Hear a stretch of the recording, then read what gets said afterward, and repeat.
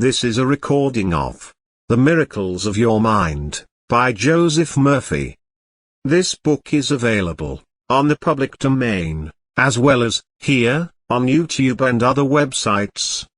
This is The Miracles of Your Mind, by Joseph Murphy. Publisher's Preface. In this extraordinary book, Dr. Murphy reveals the inner workings of the subconscious mind, and makes this book one of the most practical guides in overcoming the troubles that beset mankind. The amazing results, miracles, some might call them, reported by those who attended Dr. Murphy's lectures on the miracles of the subconscious mind brought hundreds of letters from others who wanted to learn how to tap the infinite power of the subconscious mind. In this book you will find practical techniques for achieving health, wealth, peace, and harmony. From the chapter on the subconscious mind and health. In using the subconscious mind you infer no opponent. You use no willpower. You use imagination, not willpower. You imagine the end and the freedom state. You will find your intellect trying to get in the way, but persist in maintaining a simple, childlike, miracle-making faith. Picture yourself without the ailment or problem. Imagine the emotional accompaniments of the freedom state you crave. Gut out all of the red tape from the process. The simple way is always the best. You desire a happier, fuller, and richer life. Begin to use this miracle-working power and smooth your way in daily affairs, solve business problems, and bring harmony in family relationships. Be sure that you read this book several times. Let the author show you in these many chapters how this wonderful power works, and how you can draw out the hidden inspiration and wisdom that is within you. Learn the simple techniques of impressing the subconscious mind. Follow the new, scientific way in tapping the infinite storehouse. Read this book carefully, earnestly, and lovingly. Prove to yourself the amazing way it can help you. It could be the turning point in your life. Chapter 1. How your own mind works. Man has only one mind, but he has two distinct phases or functions of the one mind. Each phase is characterized by its own phenomena which is peculiar to itself. Each of these minds is capable of independent action, as well as synchronous action. We call one the objective mind, because it deals with external things, and the other is the subjective mind. The subjective mind is amenable, and controlled by suggestion of the objective or conscious mind. The objective mind takes cognizance of the objective world. The media of observation are the five physical senses. The objective mind is your guide in your contact with the environment. We gain knowledge through the five senses. The objective mind learns through observation, experience, and education. The greatest function of the conscious mind is that of reasoning. Look around Los Angeles. You come to the conclusion that it is a beautiful city based upon your observation of the parks, the buildings, the beautiful structure, the lovely flower gardens, etc. This is the working of your conscious or objective mind. The word objective means that it deals with objective things. The subjective mind takes cognizance of its environment by means independent of the five physical senses. The subjective mind or the subconscious mind, either term may be used, perceives by intuition. The subconscious mind is the seat of your emotions. We know without a doubt that it performs its highest functions when the objective senses are in abeyance. It is the intelligence that makes itself manifest when the conscious mind is suspended or in a sleepy, drowsy state. The subconscious mind sees without the use of the eyes. It has the capacity of clairvoyance and clairaudience. The subconscious mind can leave the body, travel to distant lands, and bring back intelligence oftentimes of the most exact and truthful character. Through the subconscious mind you can read the thoughts of others, even to the minutest details. Read the contents of sealed envelopes and closed safes. The subconscious mind has the ability to apprehend the thoughts of others without the use of the ordinary, objective means of communication. So it is of the greatest importance that we understand the interaction of the conscious and subconscious mind, in order to learn the true art of prayer. Now there are many terms used in describing the objective and the subjective mind. They are, as we told you, called the conscious or subconscious mind, the waking or sleeping mind, the surface self or the deep self, voluntary mind or involuntary mind, the male and the female, and many other terms. Remember, there is only one mind having two phases or functions. The subjective mind is always amenable to suggestion. It is controlled by suggestion. We must recognize that the subconscious mind accepts all suggestions. It does not argue with you, but it fulfills your wishes. All things that have happened to you are based on thoughts impressed on the subconscious mind through belief. The subconscious mind will accept your beliefs and your convictions. It is like the soil. It will accept any seeds that you deposit in it, whether it is good or bad. Remember, anything that you accept as true and believe in will be accepted by your subconscious mind, and brought into your life as a condition, experience, or event. Ideas are conveyed to the subconscious mind through feeling. We will use an illustration. The conscious mind is like the navigator or man at the bridge of a ship. He directs the ship, and signals orders to the men in the engine room, which consists of all of the boilers, instruments, gauges, etc. The men in the engine room do not know where they are going. They follow orders.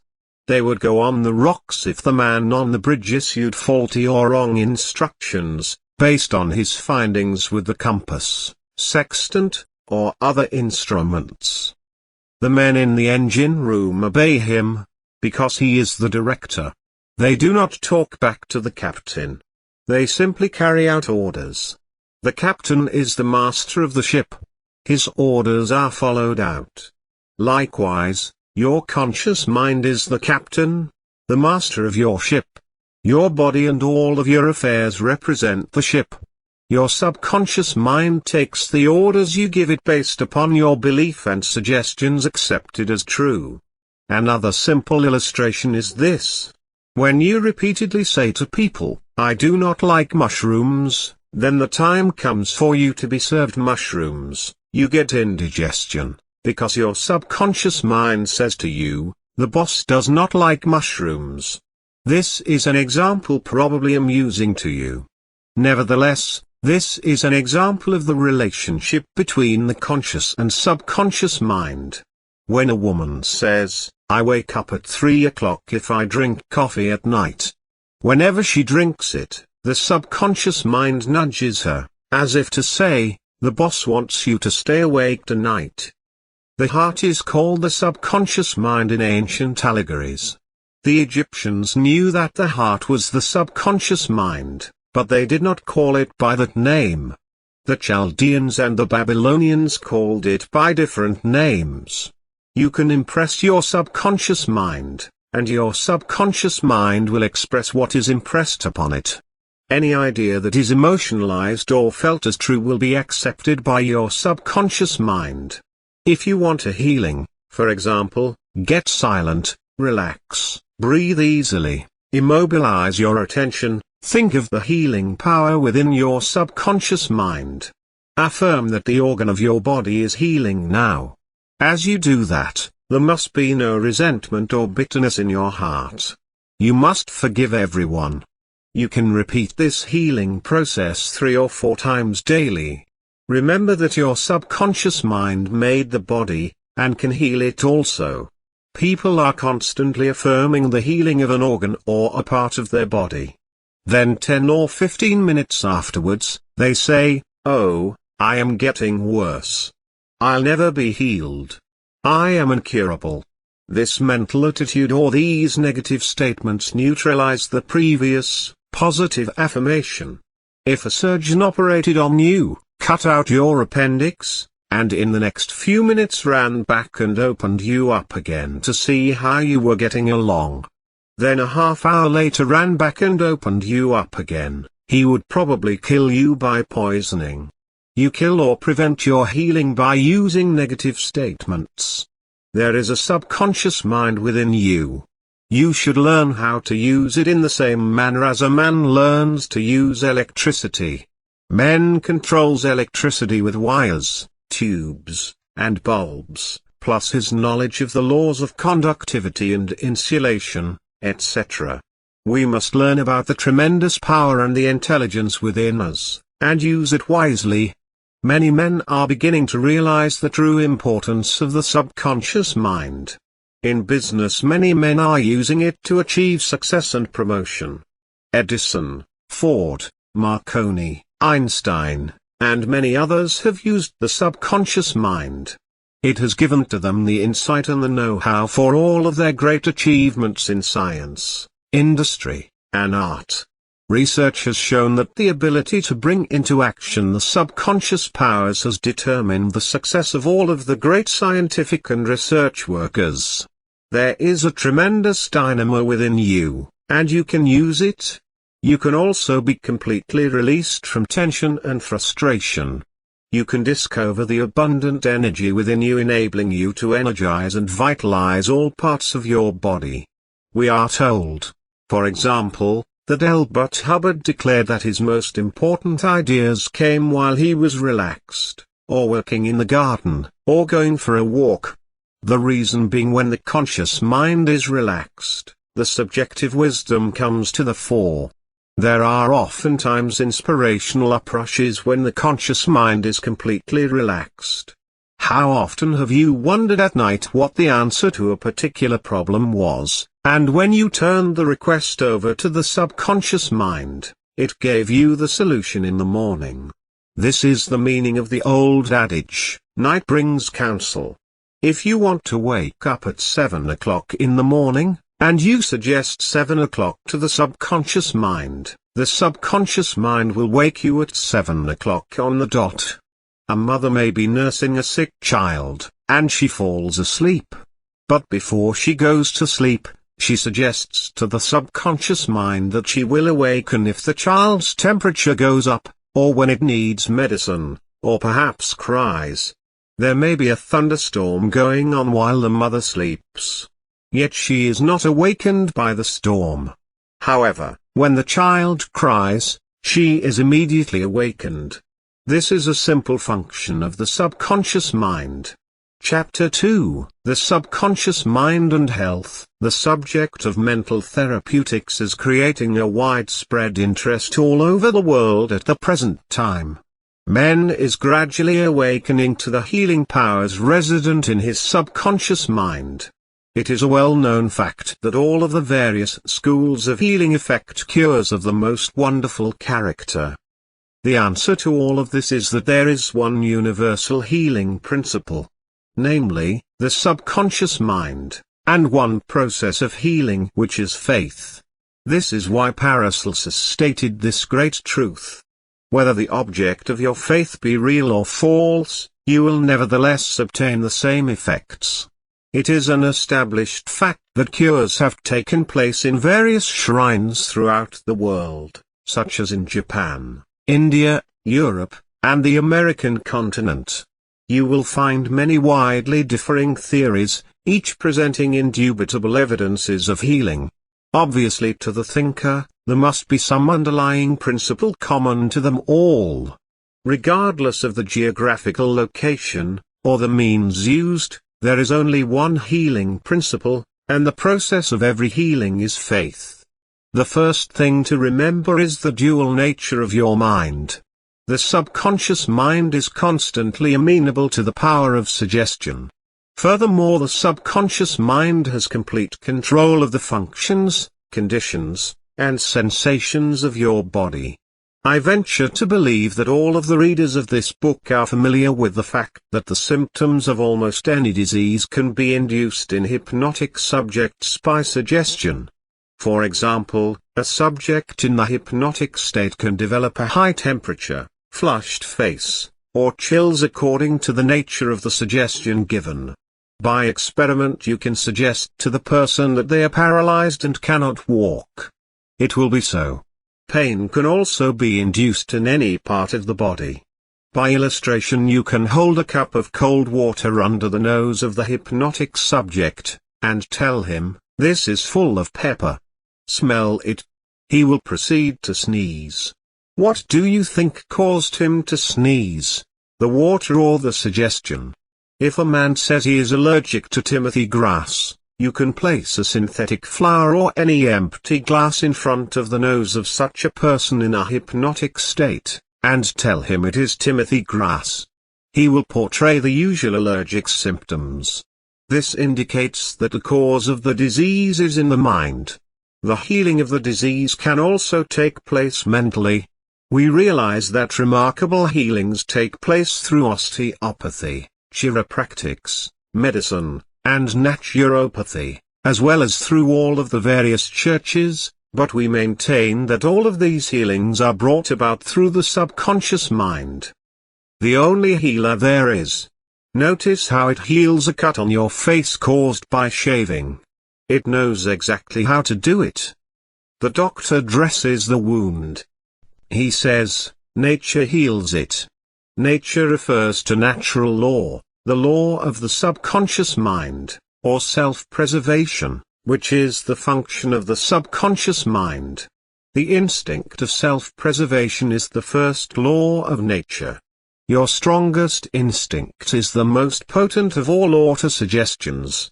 You have just learned that you can induce disease in your own body, or that of another through suggestion, in defiance of your natural instincts. It is perfectly natural and obvious that suggestions in harmony with instinctive autosuggestion would have greater power. It is easier to maintain and restore health, than it is to bring about sickness in the body. The faith that brings about healing is a certain mental attitude, a way of thinking, an inner certitude, an expectancy of the best. In the healing of the body it is, of course, desirable to secure concurrent faith of both the conscious and subconscious mind. However, it is not essential if the person will enter into a state of passivity and receptivity by relaxing the mind and the body, and getting into a sleepy state. I have known people who have completely denied matter and their bodies. Yet they received marvelous healings. I have known others who said the world was real, that matter was real, and that their bodies were real. They, likewise, have had wonderful healings. The point is that any method, technique, or process you may use which will bring about a change in the mind or a new mental atmosphere is legitimate. Results will follow. Healing is due to a changed mental attitude, or to a transformation of the mind. Paracelsus said, "Whether the object of your faith be true or false, you will nevertheless obtain the same effects." Thus if you believe in the bones of saints to heal, or if you believe in the healing power of certain waters, you will get results, because of the powerful suggestion given to your subconscious mind. It is the latter that does the healing. The witch doctor with his incantations heals by faith also. Any method which causes you to move from fear and worry to faith and expectancy will heal. True, scientific, mental healing is brought about by the combined function of the conscious and subconscious mind scientifically directed. The man who denies the ulcer on his hand, though he has one, who even denies his body, and who says all that is visible and tangible has no real existence may get a healing. All of this would be absurd to you. The question arises, how does the man get a healing when he protests against such statements claiming they insult his intelligence? The reason is very obvious when you know how the subconscious mind works. The man is asked to relax his mind and body, to get into a quiet, passive, receptive state. Then the objective senses are partially suspended and in abeyance. He is in a sleepy state, and the subconscious mind is amenable to suggestion. The practitioner then suggests wonderful words of perfect health which enter his subconscious mind. The client finds immense relief and perhaps a complete healing. The practitioner is not handicapped by antagonistic auto-suggestions of the patient arising from objective doubt of the power of the healer or the correctness of the theory. In the sleepy, drowsy state of the conscious mind, resistance is reduced to a minimum. Hence results follow. There are a great number who claim that because their theory produces results, it is, therefore, the correct one. This, as explained in this chapter, cannot be true. You know there are all types of healing. Mesmer and others healed by claiming they were sending forth a certain magnetic fluid. Other men came along and said all of this was nonsense, that the healing was due to suggestion. All of these groups, such as psychiatrists, psychologists, osteopaths, chiropractors, physicians, and all churches are using the one universal, healing power resident in the subconscious mind. Each may proclaim the healings are due to their theory. The process of all healing is a definite, positive, mental attitude, an inner certitude, or a way of thinking called faith. Healing is due to a confident expectancy which acts as a powerful suggestion to the subconscious mind, releasing its healing potency. One man does not heal by a different power than another. It is true he may have his own theory and method. There is only one process of healing, and that is faith. There is only one healing power, namely, your subconscious mind. Select the theory and method which you prefer. You can rest assured, if you have the faith, you shall get results. In the Los Angeles Examiner some time ago, John McDowell described tests being conducted in prayer therapy at Redlands University under the title, Psychosomatic Tests Bear Prayer's Power. He writes as follows. Dr. William R. Parker, 37-year-old director of the clinic, today revealed for the first time that early results of prayer therapy in a group of 20 arthritic, tubercular, ulcer, and speech impediment patients have been favorable. These patients, who agreed to practice prayer therapy in addition to the university clinic's regular group psychological therapy, have been making greater progress than the clinic's regular patients, Dr. Parker said. For example, a stomach ulcer patient, relying solely on prayer and group therapy, has reported that, for the last 3 weeks, all symptoms of his ailment have disappeared. A Redlands University professor, afflicted most of his life with a severe case of stuttering which years of various treatments failed to correct, today has no trace of speech impediment after 6 months of prayer therapy. Another teacher, forced into retirement a year ago because of tuberculosis, is now back at his teaching job, apparently cured. This man's doctor, a tuberculosis specialist, recently gave him a sputum test, Dr. Parker said. The test turned up negative, and the doctor was certain a mistake had been made. He immediately made another test, and that was negative, too. Dr. Parker, a doctor of psychology, not medicine, stresses that prayer therapy is no quackish miracle cure-all, but a scientific approach to prayer and its effect on the subconscious mind. The subconscious mind, in the eyes of the still pioneering psychosomatic medicine world, is the fountainhead of many of mankind's afflictions, including arthritis, asthma, hay fever, multiple sclerosis, tuberculosis, ulcers, and high blood pressure. The psychosomatic theory, hotly disputed by the medical profession, is that such ailments start as functional disorders in the subconscious and develop into organic disease, which doctors treat by attacking the symptoms rather than the cause. Prayer therapy, according to Dr. Parker, is a psychosomatic attempt to attack the causes of these disorders in the subconscious. 4 basic personality difficulties are at the root of everything that goes wrong in the subconscious mind, Dr. Parker said. They are fear, hate, guilt, and inferiority. In the Redlands prayer therapy experiments, these basic difficulties are first ferreted out through a series of standard psychological tests given to patients participating in the project. Subsequently, the patients meet in a 90-minute group session once a week to discuss their problems. At these meetings, each patient is given a sealed envelope containing information on one detrimental aspect of his or her personality uncovered in the tests. Once at home, the patients open the envelopes, learn a new, undesirable phase of their personality, and resolve that particular difficulty in prayer daily until the next group meeting. There is only one must. Each patient is required to pray regularly each night before he or she retires.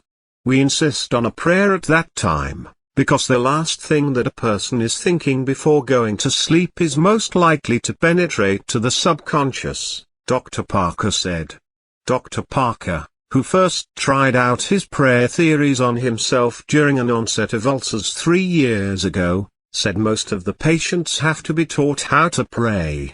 The clinic's prayer therapy patients are taught a positive approach to prayer, stressing love, and an uplifting concept of God and the universe. Our prayers are not a begging for health, but are affirmations of the healing of the unhealthy element the patient wants to attack, stated in such a positive, repetitious manner that eventually it sinks into the subconscious, and becomes a part of that person, Dr. Parker said. In that manner, through prayer, destructive aspects within the subconscious can be attacked and eventually overcome, thus eliminating the basic causes of their physical ills. In the Wilshire Theatre, where I speak to an overflow audience each Sunday, we have a period called the Healing Silence. The first thing I do is ask the audience to relax, let go, and to stop the wheels of their mind. The purpose is to quiet down the doubting Thomas conscious mind, and insert a new idea such as health, peace, joy, and abundance into the receptive minds of the listeners. Those who are impregnated will give birth to a healing or an answer to their prayer. This is the kinetic action of the subconscious mind. Many report excellent results every Sunday, as attested to by grateful letters. I would like to stress a few important factors here relative to the workings of the subconscious mind. A man came to me one time and asked me why it was when he kept on saying to himself, "I have no headache," that the pain did not go away. The subconscious mind will not easily accept this contradiction. It accepts only what you believe and feel as true, or accept, as possible. If you mentally accept the possibility of the execution of your idea, the subconscious will cooperate. In order to impress the subconscious mind, you must gain its cooperation. If you can convince the subconscious mind you have no headache, the headache will go away. I suggested to him this method. Declare, "It is passing away," over and over again quietly and peacefully. In this way he would be better able to sell the idea or conclusion to the wise, deep self, called the subconscious mind. He got results. He added something to it, it will never return. For years he has never had any migraine attacks from which he suffered frequently. He had a belief or an expectancy that every Tuesday and Saturday morning, he would get migraine attacks. This feeling acted as an auto-suggestion to his subconscious mind. The latter obliged him by seeing to it that he would have a headache at the time specified. It simply said, "It is Tuesday morning. The boss wants a headache." The negative suggestion was removed by the above counter-suggestion. Here is another instance. A very brilliant woman came to me some years ago stating that she had psoriasis on her body which would go away by applying an ointment, but that as soon as the salve was discontinued, it would return. She was not resenting anyone. She was very religious, and seemingly well balanced emotionally. In talking to her I discovered that she lived in constant fear of its return. As a matter of fact, this was a very powerful suggestion to her subconscious mind, since it is controlled by suggestion and belief. It responded accordingly. She would affirm 2 or 3 times a day. I am whole, pure, and perfect. My skin is perfect. I am healed. Nothing happened. You can readily see what happened in her case. Every time she said, "My skin is perfect," it started a quarrel in her mind. Something within her said, "No, your skin is not perfect." The following technique worked for her in a wonderful way. She started to say for 5 or 10 minutes 3 or 4 times a day. It is changing now for the better. This created no quarrel in her conscious or subconscious mind. Results followed. It gradually disappeared, and it has never returned. I am sure she ceased suggesting its return. What I fear most has come upon me. Trust the subconscious mind to heal you. It made your body, and it knows all of its processes and functions. It knows much more than your conscious mind about healing and restoring you to perfect balance. The subconscious mind, sometimes called the deep self, knows more about your body than all of the wisest men in the world. Never try to coerce or force the mind. We do not infer that some people who say, "I am whole, pure, and perfect," do not get results. Of course they do, because they succeed in convincing themselves of it.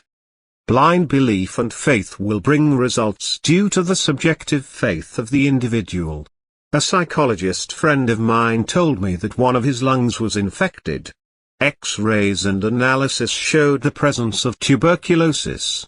At night before going to sleep, he would quietly affirm, "Every cell, nerve, tissue, and muscle of my lungs are now being made whole, pure, and perfect. My whole body is now being restored to health and harmony." These are not his exact words, but they represent the essence of what he said. A complete healing followed in about a month's time. Subsequent X-rays showed a perfect healing. I wanted to know his method, so I asked him why he repeated the words prior to sleep. Here is his reply. The kinetic action of the subconscious mind continues throughout your sleep time period. Hence give the subconscious mind something good to work on as you drop off into slumber. This was a very wise answer. In suggesting harmony and health, he never mentioned his trouble by name. I strongly suggest that you cease talking about your ailments or giving them a name.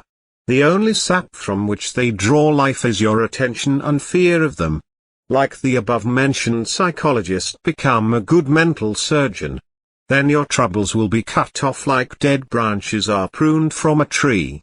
If you are constantly naming your aches and symptoms, by the law of your own mind these imaginings tend to take shape, greatly feared. A technique of impressing the subconscious mind is as follows. This consists essentially in inducing the subconscious mind to take over your request as handed it by the conscious mind. This passing over is best accomplished in the reverie-like state. Know that in your deeper mind is infinite intelligence and infinite power. Just calmly think over what you want. See it coming into fuller fruition from this moment forward. Be like the little girl who had a very bad cough and sore throat. She declared firmly and repeatedly, "It is passing away now. It is passing away now." It passed away in about an hour. Use this technique with complete simplicity and naivete. In using the subconscious mind you infer no opponent. You use no willpower. You use imagination, not willpower. You imagine the end and the freedom state. You will find your intellect trying to get in the way, but persist in maintaining a simple, childlike, miracle-making faith. Picture yourself without the ailment or problem. Imagine the emotional accompaniments of the freedom state you crave. Cut out all red tape from the process. The simple way is always the best. Remember that your body possesses an organic mechanism reflecting the interplay of the conscious and subconscious mind, viz. the voluntary cerebrospinal nervous system and the involuntary nervous system. These two systems may work separately or synchronously. The vagus nerve connects the two systems in the body. When you study the cellular system and the structure of the organs such as eyes, ears, heart, liver, bladder, etc., you learn they consist of groups of cells which possess a group intelligence whereby they function together, and are able to take orders and carry them out in deductive fashion at the suggestion of the mastermind conscious mind. This is why the group intelligence of the lungs responded to the constructive, positive suggestions of the psychologists previously mentioned in this chapter. In this book our purpose is to remove the mystery of the workings of the mind, in order to know better its modus operandi. In the relaxed state the subjective mind comes to the surface, and begins to work on the correct patterns suggested by the healer. The kinetic action of the mind comes into play by way of the vagus nerve. Between sleeping and the waking state the mind breaks through from its material thraldom and the limitations of time and space, and asserts its innate freedom. Dr. Evans, a student of Quimby, was able to suspend the conscious mind, and by an interior illumination, attended with no loss of consciousness of external surroundings, was able to diagnose disease. Clairvoyance is one of the powers of the subconscious mind which enabled Quimby, Dr. Evans, and many others to clearly see the internal structure of man, the nature and extent of the disease, plus the cause behind it. This proved a great aid in their healing of patients. The explanation of the mental and emotional cause of their ailments was the solution in most cases. The usual procedure is as follows. 1. Take a look at the problem. 2. Then turn to the solution or way out known only to the subconscious mind. 3. Rest in a sense of deep conviction that it is done. Do not weaken your treatment by saying, "I hope so," or "it will be better." The cellular setup of your body will follow faithfully and honestly whatever blueprint the conscious mind hands over to them via the subconscious, sometimes called subjective, or involuntary mind. Your feeling about the work to be done is the boss. Know that health is yours. Harmony is yours. Become intelligent by becoming a vehicle for the infinite, healing power of the subconscious mind. The reasons of failure are lack of confidence and too much effort.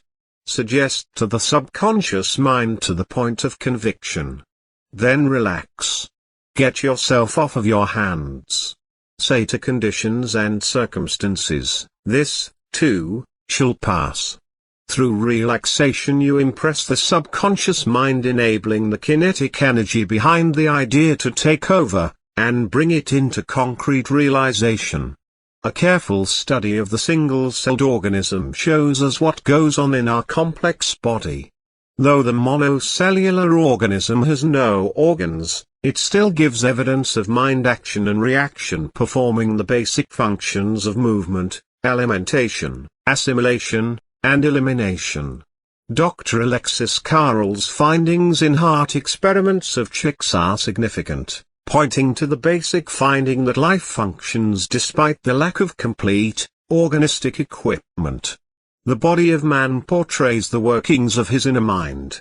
Our real powers are resident in the subconscious mind. No one knows all of the workings of the subconscious mind, for it is infinite in its scope. We learn what we can about how it works. Then we use it accordingly. People say there is an intelligence which will take care of the body if we let it alone. This is true, but the difficulty is that the conscious mind always interferes with its five-sense evidence based on outer appearances, leading to the sway of false beliefs, fears, and mere opinion. When fear, false beliefs, and negative patterns are made to register in the subconscious mind through psychological, emotional conditioning, There is no other course open to the subconscious mind except to act on the blueprint specification offered to it. The subjective self within you works continuously for the general good, reflecting an innate principle of harmony behind all things. Study the works of Edison, Carver, Einstein, and many others who without too much outer education knew how to tap the subconscious mind for its manifold treasures. Have a reason for the faith in you. You cannot get very far if you do not believe in what you do not see. I do not see love, but I feel it. I do not see beauty, I see it manifested. Subjective faith is often greater in the puny body of a garret-loving poet than in the stronger frame of a prize fighter. Our greatest failing is a lack of confidence in the powers of the subconscious mind. Get acquainted with your inner powers. Of what use is it to know in principle that you are perfect if you cannot bring it out? Self-realization, plus feeling, is the only key to healing. To get results is no proof your method is scientific or sound. I knew a man who was told to wave a rabbit's foot around his head 7 times, and a big wart would fall off. He believed it, and the result followed. The rabbit's foot had nothing to do with it. It was due to a law of mind. Mental acceptance and belief were the causes, and the disappearance of the wart was the effect. If you are tense and anxious, the subconscious mind will pay no attention to you in a tough situation. A house owner once remonstrated with a furnace repairman for charging $200 for fixing the boiler. The mechanic said, "I charged 5 cents for the missing bolt, and $199.95 for knowing what was wrong." Similarly, your subconscious mind is the master mechanic, the all-wise one, who knows ways and means of healing any organ of your body, as well as your affairs.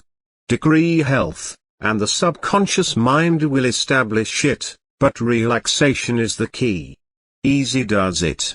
Do not be concerned with details and means, but know the end result. Get the feel of the happy solution of your problem, whether it is health, financial, or employment, etc. Remember how you felt after you had recovered from a severe state of illness.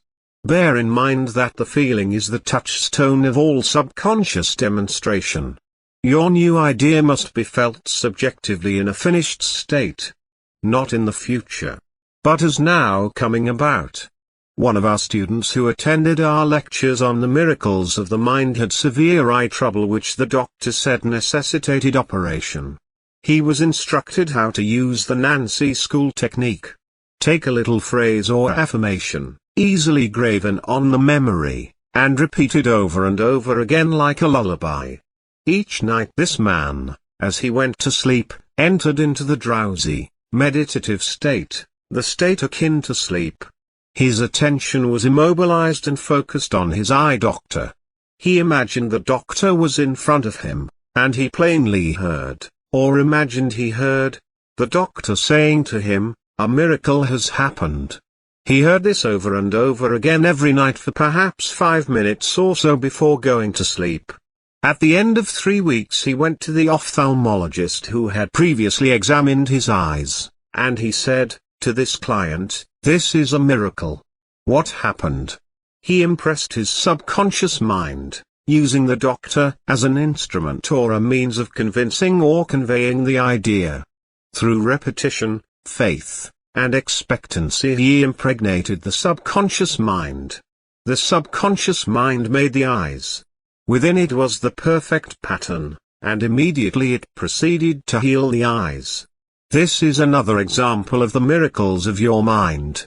Chapter 3: The Subconscious Mind and Alcoholism. The alcoholic is mentally ill, and he needs a mental overhauling.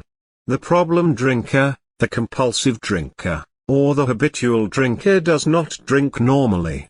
The problem drinker is the chronic alcoholic. He drinks for days, weeks, and even months at a time.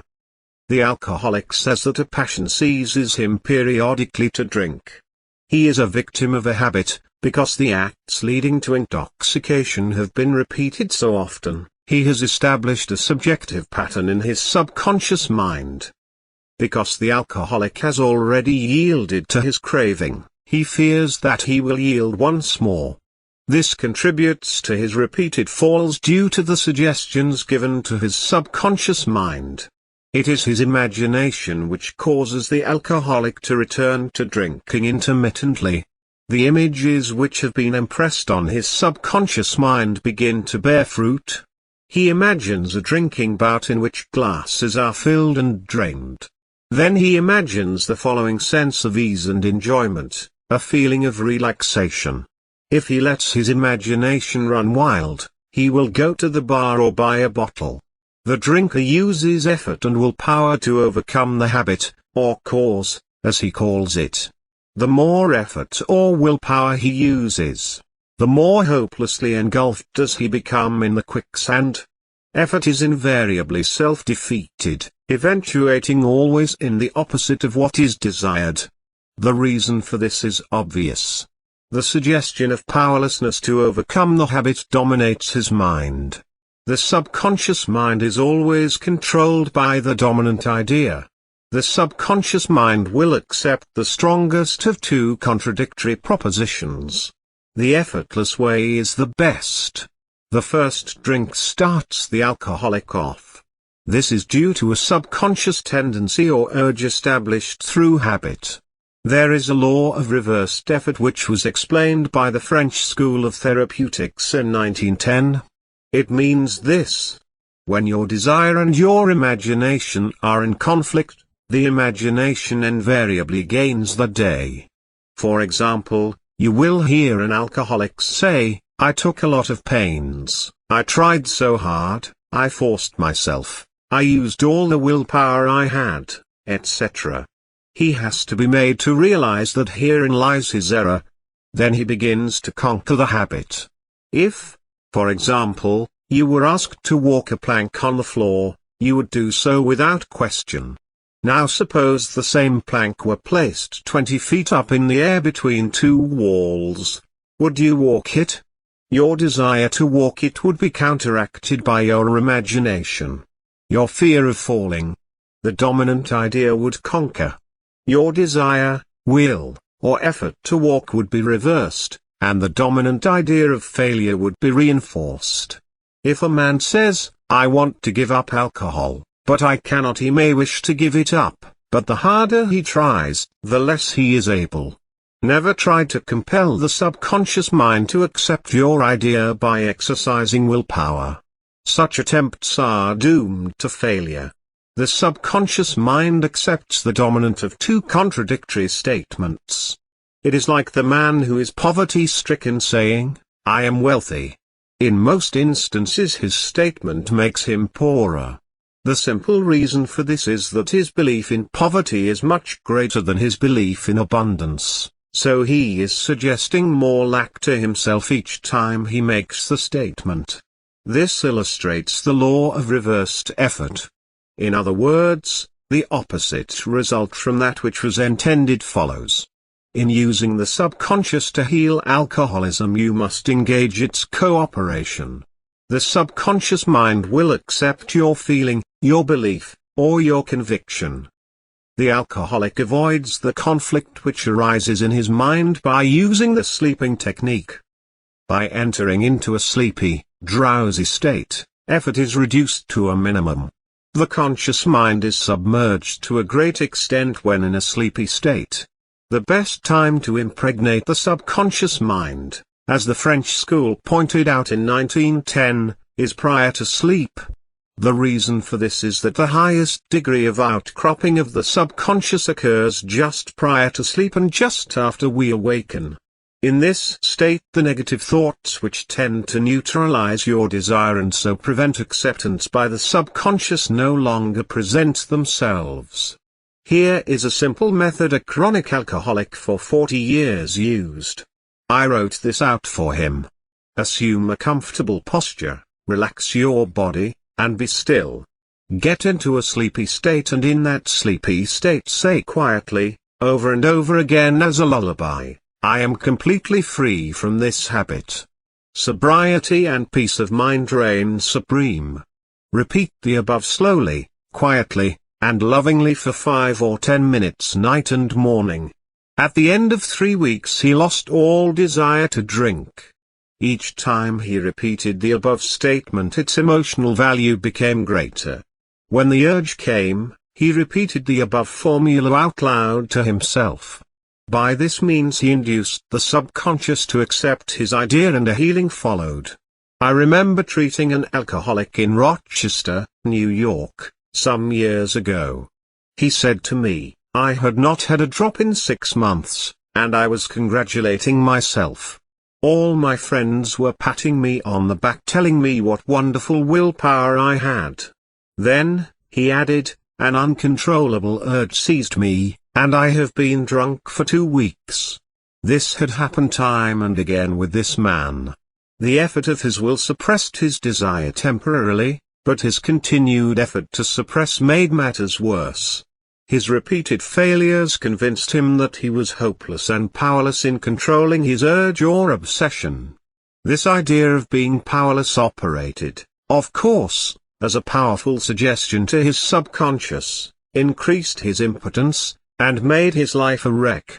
I taught him how to harmonize the function of the conscious and subconscious mind. When the two cooperate, the idea or desire is realized. His reasoning mind admitted that if he had been conditioned negatively, he could be conditioned positively. His mind entertained the idea that he could succeed. He ceased thinking of the fact that he was powerless to overcome the habit. Moreover, he understood clearly that there was no obstacle to his healing other than his own thought. Therefore, there is no occasion for great mental effort or mental coercion. To use force is to presuppose that there is opposition. When the mind is concentrated on the means to overcome a problem, it is no longer concerned with the obstacle. This man made a practice of relaxing his body, getting into a sleepy, drowsy, meditative state.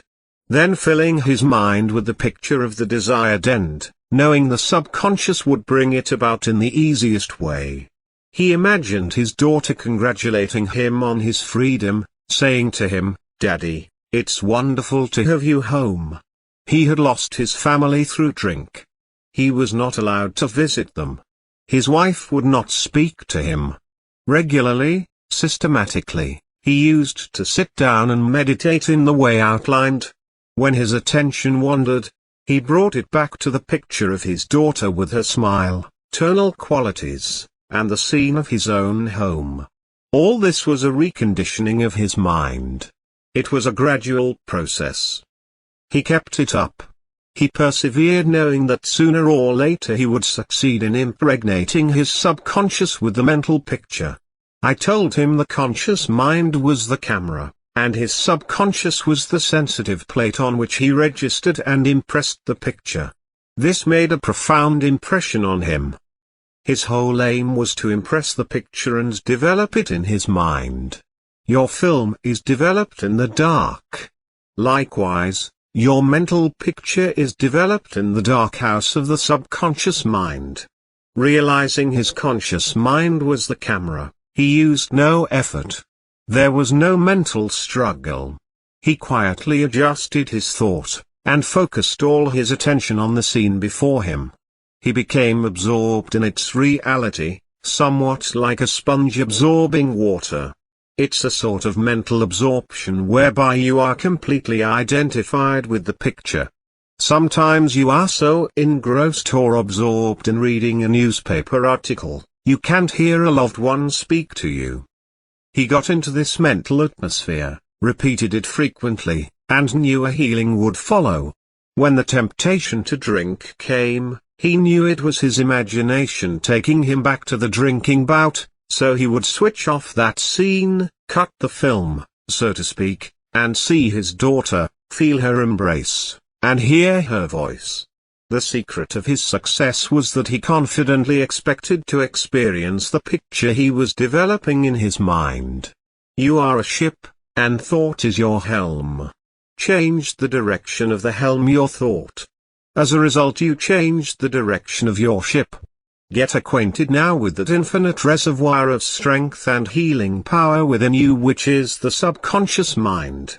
If you are an alcoholic, admit it. Do not dodge the issue. Many people remain alcoholics because they refuse to admit it. Your disease is an instability, an inner fear. You are refusing to face life, and so you try to escape your responsibilities through the bottle. The interesting thing about an alcoholic is that he has no free will. He thinks he has. He boasts about his willpower. The habitual drunkard says bravely, "I will not touch it anymore," but he has no power to back it up, because he does not know where to locate it. The alcoholic is living in a psychological prison of his own making, and is bound by his beliefs, opinions, training, and environmental influences. He is like most people. I.e., he is a creature of habit. He is conditioned to react the way he does. The alcoholic must build the idea of freedom and peace into his mentality, so that it reaches his subconscious mind. The latter, being all-powerful, will free him from all desire for alcohol. Then the alcoholic who has the new understanding of how his mind works can truly back up his statements, and prove it to himself. Your subconscious mind is conditioned by your beliefs and habits. If the alcoholic has a keen desire to free himself from the habit, he is 51% healed already. When he has a greater desire to give it up than to continue it, he will not experience too much difficulty in gaining complete freedom. The alcoholic must recondition his mind. There are ways and means of doing this. When you think good, good follows. When you think evil, evil follows. These are simple examples of laws of mind. If a man dwells and broods on sorrow, he meets sorrow and gloom in his outer experience. If he dwells on peace and good fortune in his business, it will prosper. To know the possibilities of such laws of mind is to be seized with a new inspiration and a new faith. The alcoholic learns that whatever thought he anchors his mind upon, the latter magnifies. If the alcoholic engages his mind on the concept of freedom from the habit and peace of mind, and if he keeps focused on this new direction of his attention, he generates feelings and emotions which gradually emotionalize the concept of freedom and peace. Whatever idea is emotionalized is accepted by the subconscious mind, and brought to pass. The alcoholic must realize that something good can come out of his suffering. He has not suffered in vain. However, what good is it to continue to suffer? To continue as an alcoholic is only to bring about mental and physical deterioration and decay. Begin to say no to the urge now. Realize that the power in your subconscious mind is backing you up. Even though you may be seized with melancholia and the shakes, begin to imagine the joy and freedom that is in store for you. This is the law of substitution. Your imagination took an peace of mind. You will suffer a little bit, you to the bottle. Let it take you now to freedom, but it is for a constructive purpose. You will bear it like the mother in the pangs of childbirth, and you will, likewise, bring forth the child of the mind. Your subconscious mind will give birth to sobriety. Your thinking controls you, whether you know it or not. You are now fully aware of the fact that your subconscious mind accepts without question the thoughts you impress upon it. You can now begin to control your life. To discipline your mind means to think constructively and harmoniously. One time I read an article about Goethe. He was wont to hold imaginary, mental conversations with friends. For example, he would get still and quiet and imagine one of his friends answering him in the way he wanted, with characteristic gestures and tone of voice. He solved many of his problems that way. So can you. Many have asked me about their reason or cause for drinking to excess. There are, of course, many reasons. It may be that a man is resenting his wife, or his job, or his employer. Maybe he is jealous, or he has an inferiority or rejection complex. I have discovered in treating alcoholics that there is nearly always a deep sense of guilt. I am now thinking of a married man, with 4 children, supporting and secretly living with another woman during his business trips. He was ill, nervous, irritable, cantankerous, and could not sleep without drugs. He had pains in numerous organs of his body which doctors could not diagnose.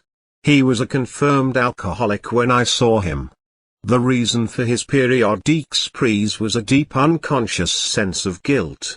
He had violated the ancient code and this troubled him.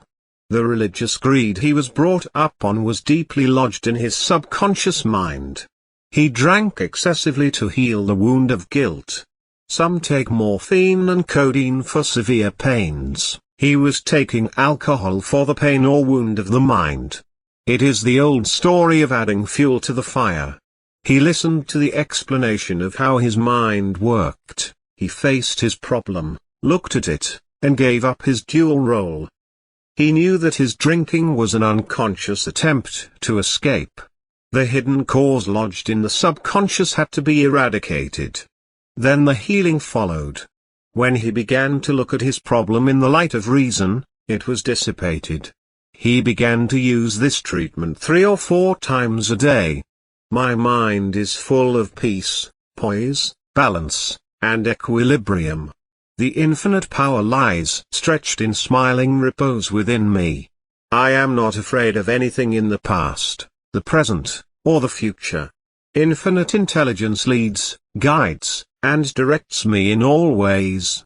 I now meet every situation with faith, poise, calmness, and confidence. I am now completely free from the habit. My mind is full of inner peace, freedom, and joy. I forgive myself. Then I am forgiven. Peace, sobriety, and confidence reign supreme in my mind. He repeated this frequently, knowing what he was doing, and why he was doing it.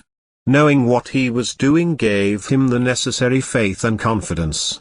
I explained to him that as he said these statements out loud, slowly, lovingly, and meaningfully, they would gradually sink down into his subconscious. Like seeds, they would grow after their kind. I explained to him that his subconscious mind was like a garden. By planting lovely seeds he would reap a wonderful harvest. It is the nature of an apple seed to bring forth an apple tree. These truths which he concentrated on went in through his eyes. His ears heard the sound. The healing vibration of these words reached his subconscious mind, and obliterated all the negative mental patterns which caused all the trouble.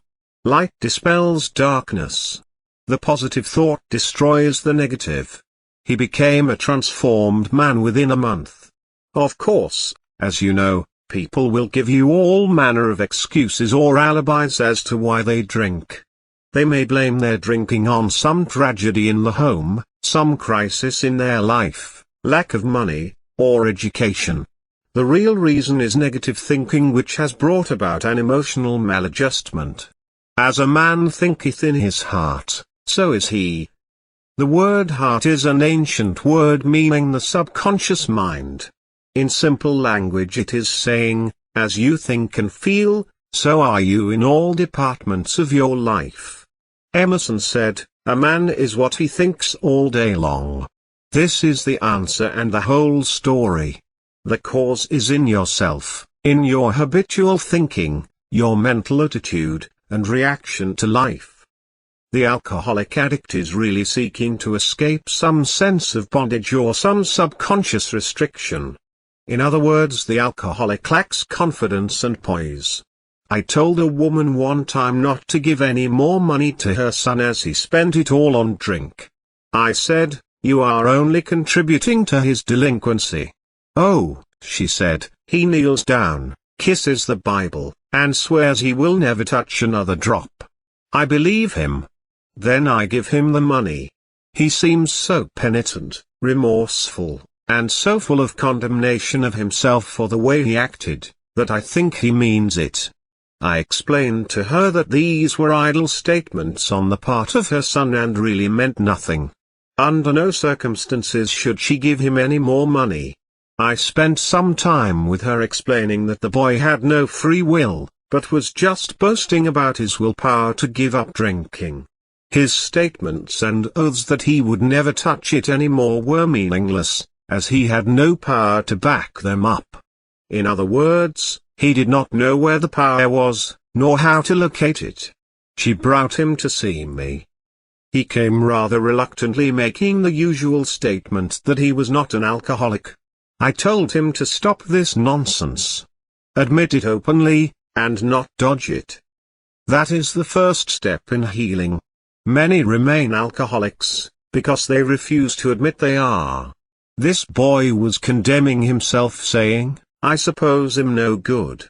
Alcohol took him into a world of temporary illusion where in his morbid imagination he was king for a day. This gave him a false sense of confidence and a temporary sense of self-sufficiency. He admitted that if he took one drink, he lost all control, and drank until he fell unconscious. The reason for this is obvious. His mental control was rendered null and void due to a subconscious pattern engraved on his mind over a long period of time. It is like a track on which the train moves. He had established a mental track in his mind on which ran images of drinking bouts, of glasses filled, images associated with feeling of enjoyment and success. The minute this confirmed drunkard took a drink, that was a suggestion for another and another until he fell unconscious. He had subjectified a belief in the necessity of alcohol. The law of the subconscious being that of compulsion. The moment he took one, he was compelled to take another. This young man said what all alcoholics say: "If I don't take the first drink, I'm all right, but the minute I take the first, I lose control." The reason is that the one drink brings on an outcropping of the subconscious mind which, in the case of the alcoholic, due to long habit and conditioning, says to him, "Have another. Have another." His subconscious belief and fear is his governor, and controls his conduct and actions. Man is bound by his beliefs, opinions, training, and environmental influences. He is conditioned to react the way he does. Life is forever seeking to express itself through man. The desire for true place, peace of mind, abundance, and security are cosmic urges within all men. There is a law of mind which, when understood, enables man to realize his cherished desires. The cause of all confusion, strife, and problems in the world is man's failure to realize his heart's desires. Show man the powers of his own subconscious mind. Tell him that if he will imagine the end, feel it subjectively, and remain faithful to his ideal, the subconscious will bring it to pass. People who try and stifle desire have really an unconscious impulse towards self-destruction or self-oblivion. When man begins to believe in a power greater than himself lodged in his own unconscious depths, he is on the way to health, happiness, and peace of mind. There is nothing new about the following technique. It is as old as man. The most ancient wisdom available said, "As a man imagines and feels, so is he." The first step. Get still. Quiet the wheels of the mind. Enter into a sleepy, drowsy state. In this relaxed, peaceful, receptive state you are preparing for the second step. The second step. Take a brief phrase which can readily be graven on the memory, and repeat it over and over again as a lullaby. Nancy School technique. Use the phrase, "Sobriety and peace of mind are mine now, and I give thanks." To prevent the mind from wandering, repeat it aloud or sketch its pronunciation with lips and tongue as you say it mentally. This helps its entry into the subconscious mind. Do this for 5 minutes or more. You will find a deep emotional response from the subconscious. It is wonderful. The third step. Just before going to sleep, Practice what Goethe used to do. Imagine a friend, a loved one in front of you. Your eyes are closed. You are relaxed and at peace. The loved one is subjectively present and is saying to you, "Congratulations." You see the smile. You hear the voice. You touch the hand and the face. It's all so real and vivid. The word congratulations implies complete freedom. Hear it, over and over again, until you get the reaction which satisfies. The above technique is sound, psychological procedure, and is an excellent means of conveying an idea to the subconscious mind. You know you will go where your vision is. The wishful thinker is a man who does not believe in the possibility of the execution of his idea or desires. He is the daydreamer. The scientific thinker imagines the end, the victory. He sees fulfillment and accomplishment, and maintains his faith every step of the way, knowing that having imagined and felt the end, he has willed the means to the realization of the end. When fear knocks at your door, when doubt, worry, and anxiety cross your mind, behold your vision. Trust it, believe in it, and an almighty power will be generated by your subconscious, giving you full confidence and strength. Keep on keeping on until the day breaks and the shadows flee away. Chapter 4: The Subconscious Mind and Wealth. The trouble with most people is that they have no invisible means of support when business falls away, or the stock market drops, or they lose their investments. They seem helpless. The reason for such insecurity is that they do not know how to tap the subconscious mind. They are unacquainted with the inexhaustible storehouse within. A man with a poverty-type mind finds himself in poverty-stricken conditions. Another man with a mind filled with ideas of wealth is surrounded with everything he needs. It was never intended that man should lead a life of indigence. You can be wealthy, have everything you need, and plenty to spare. Your words have power to cleanse your mind of wrong ideas, and to instill right ideas in their place. I have talked to many people during the past 35 years. Their usual complaint is, "I have said for weeks and months that I am wealthy. I am prosperous, and nothing has happened." I discovered that when they said, "I am prosperous, I am wealthy," they felt within that they were lying to themselves. One man told me, "I have affirmed until I am tired that I am prosperous. Things are now worse." I knew when I made the statement, that it was obviously not true.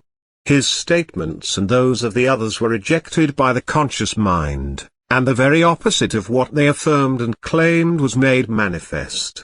Autosuggestion succeeds best when it is specific, and it does not produce a mental conflict or argument. Hence the statements made by this man made matters worse, because they suggested his lack. The subconscious accepts only your convictions and beliefs, not just words or statements. The dominant idea or belief is always accepted by the subconscious mind. The following is a way to overcome this conflict for those who have this difficulty. Make this practical statement frequently, particularly prior to sleep. By day and by night I am being prospered in all of my interests. This will not arouse any argument, because it does not contradict the subconscious mind's impression of financial lack. I suggested to one businessman whose sales were very low, and he was greatly worried, that he sit down in his office, get quiet, and repeat this statement over and over again. My sales are improving every day. I am advancing, progressing, and getting wealthier every day. This statement engaged the cooperation of the conscious and subconscious mind. Results followed. The above is a very simple, unique way of impressing the subconscious mind with the idea of wealth. Perhaps you are saying as you read this chapter, "I need wealth and success." This is what you do. Repeat for about 5 minutes to yourself 3 or 4 times a day, wealth, success. These words have tremendous power. They represent the inner power of the subconscious mind. Anchor your mind on this substantial power within you. Then conditions and circumstances corresponding to their nature and quality will manifest in your life. You are not saying, "I am a success," or "I am wealthy." You are dwelling on real powers within you. There is no conflict in the mind when you say, wealth, or success. Furthermore, the feeling of wealth and success will well up within you, as you dwell upon these ideas. The feeling of wealth produces wealth. The feeling of being successful produces success. Keep this in mind at all times. The subconscious mind is like a bank. A sort of universal bank. It magnifies whatever you deposit or impress upon it, whether it is good or evil. You sign blank checks when you make such statements as, "There is not enough to go around," or "There is a shortage," "Maybe, I will lose the mortgage," etc. If you are full of fear about the future, you are also writing a blank check, and attracting negative conditions to you. The subconscious mind takes your fear and belief as your requests, proceeding in its own way to bring obstacles, delays, lack, and limitation into your life.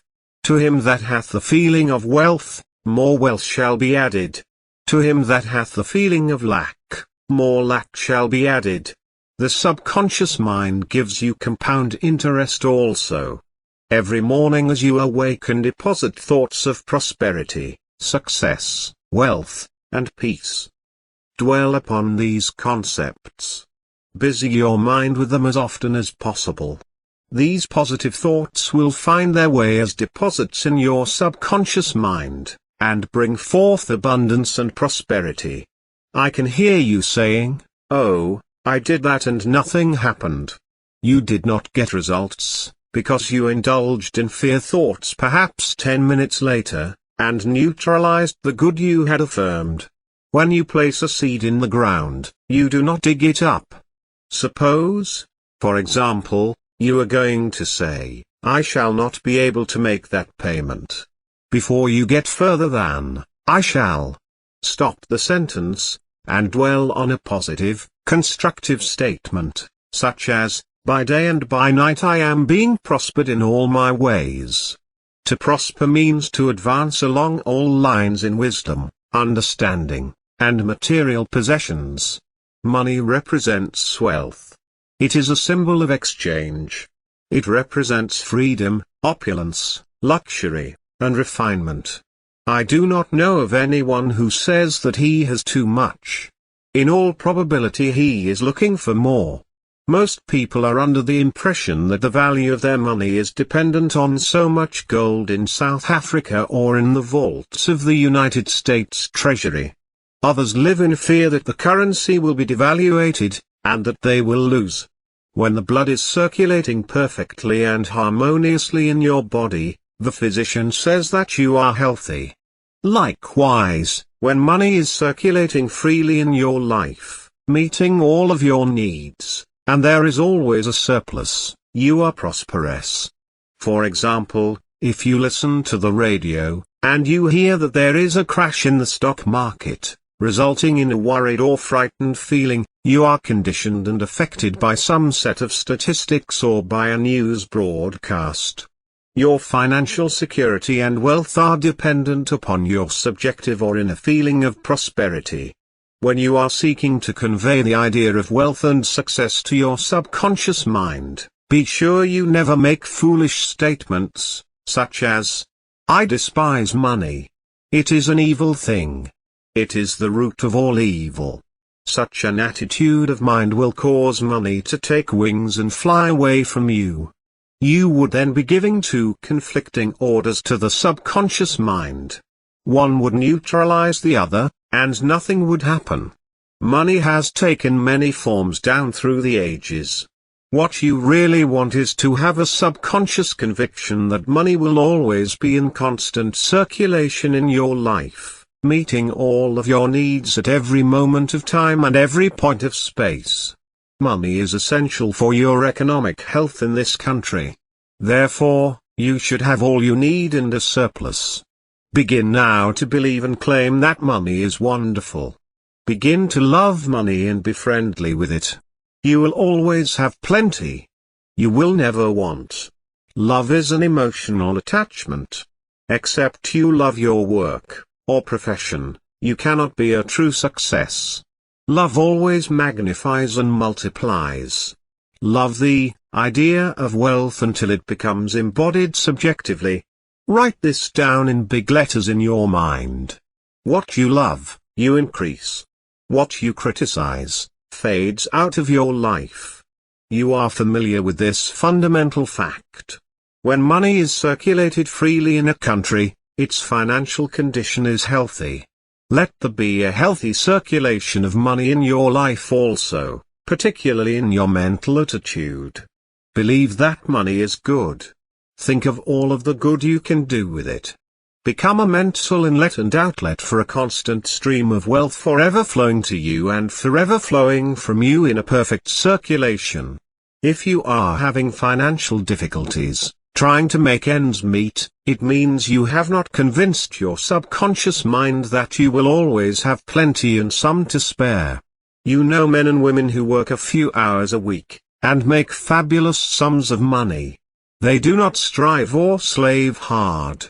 Do not believe the story that the only way you can become wealthy or successful is by the sweat of your brow and hard labor. It is not so. The effortless way of life is the best. Do the thing you love to do, and do it for the joy and thrill of it. Sing at your work. You will, if you love it. Also, if you love your work, you are bound to be a success. An executive I know receives a salary of $60,000 yearly. Last year he was on a 10-month cruise, seeing the world and its beauty spots. He has convinced his subconscious mind that he is worth that much money.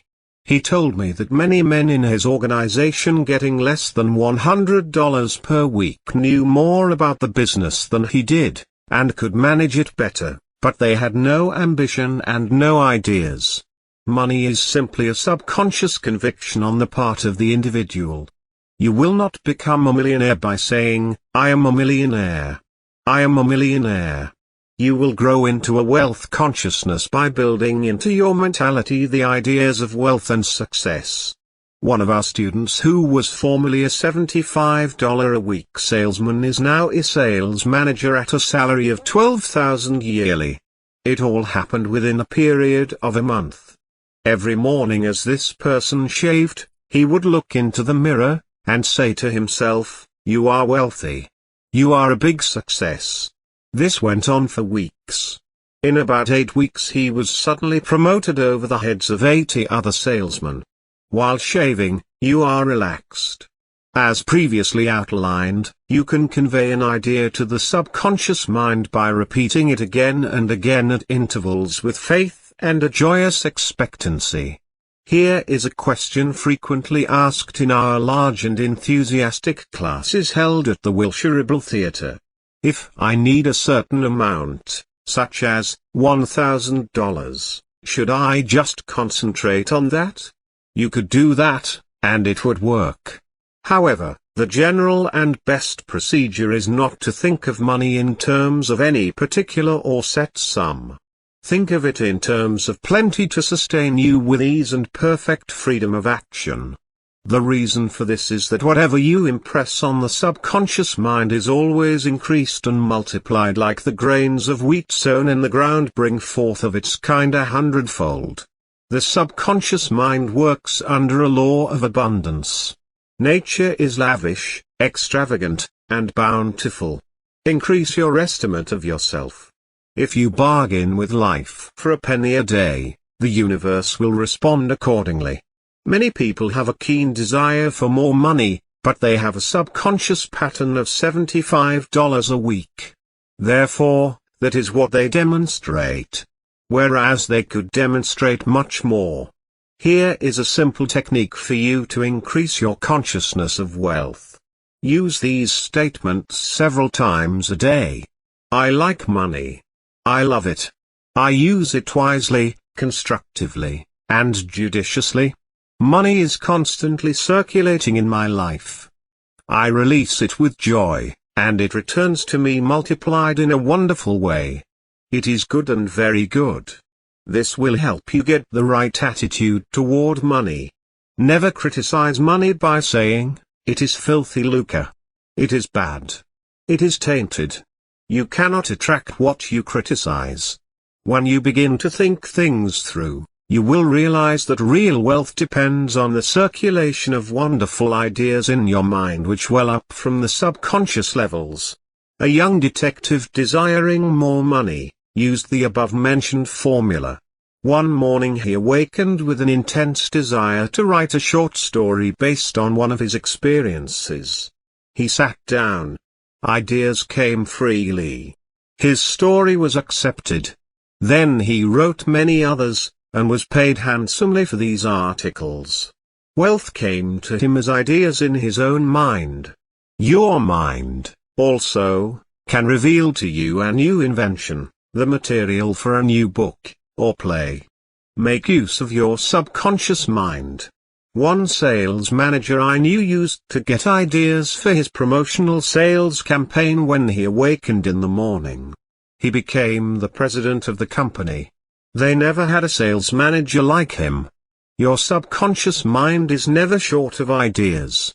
There are within it an infinite number of ideas ready to flow into your conscious mind, and appear as cash in your pocketbook in countless ways.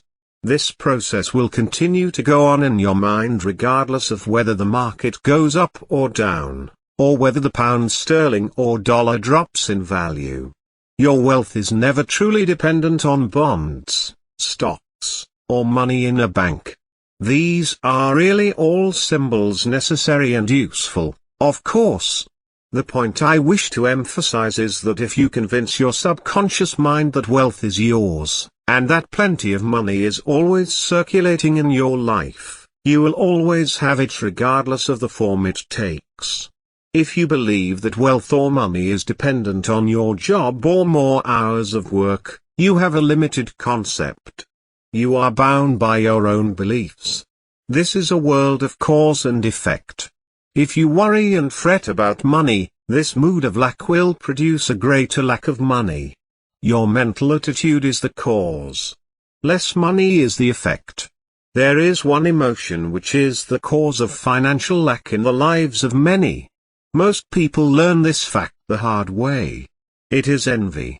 For example, if you see a competitor depositing large sums of money in the bank, and you have only a meager amount to deposit, does it make you envious? The way to overcome this emotion is to say to yourself, "Isn't it wonderful? I rejoice in that man's prosperity. I wish for him greater and greater wealth."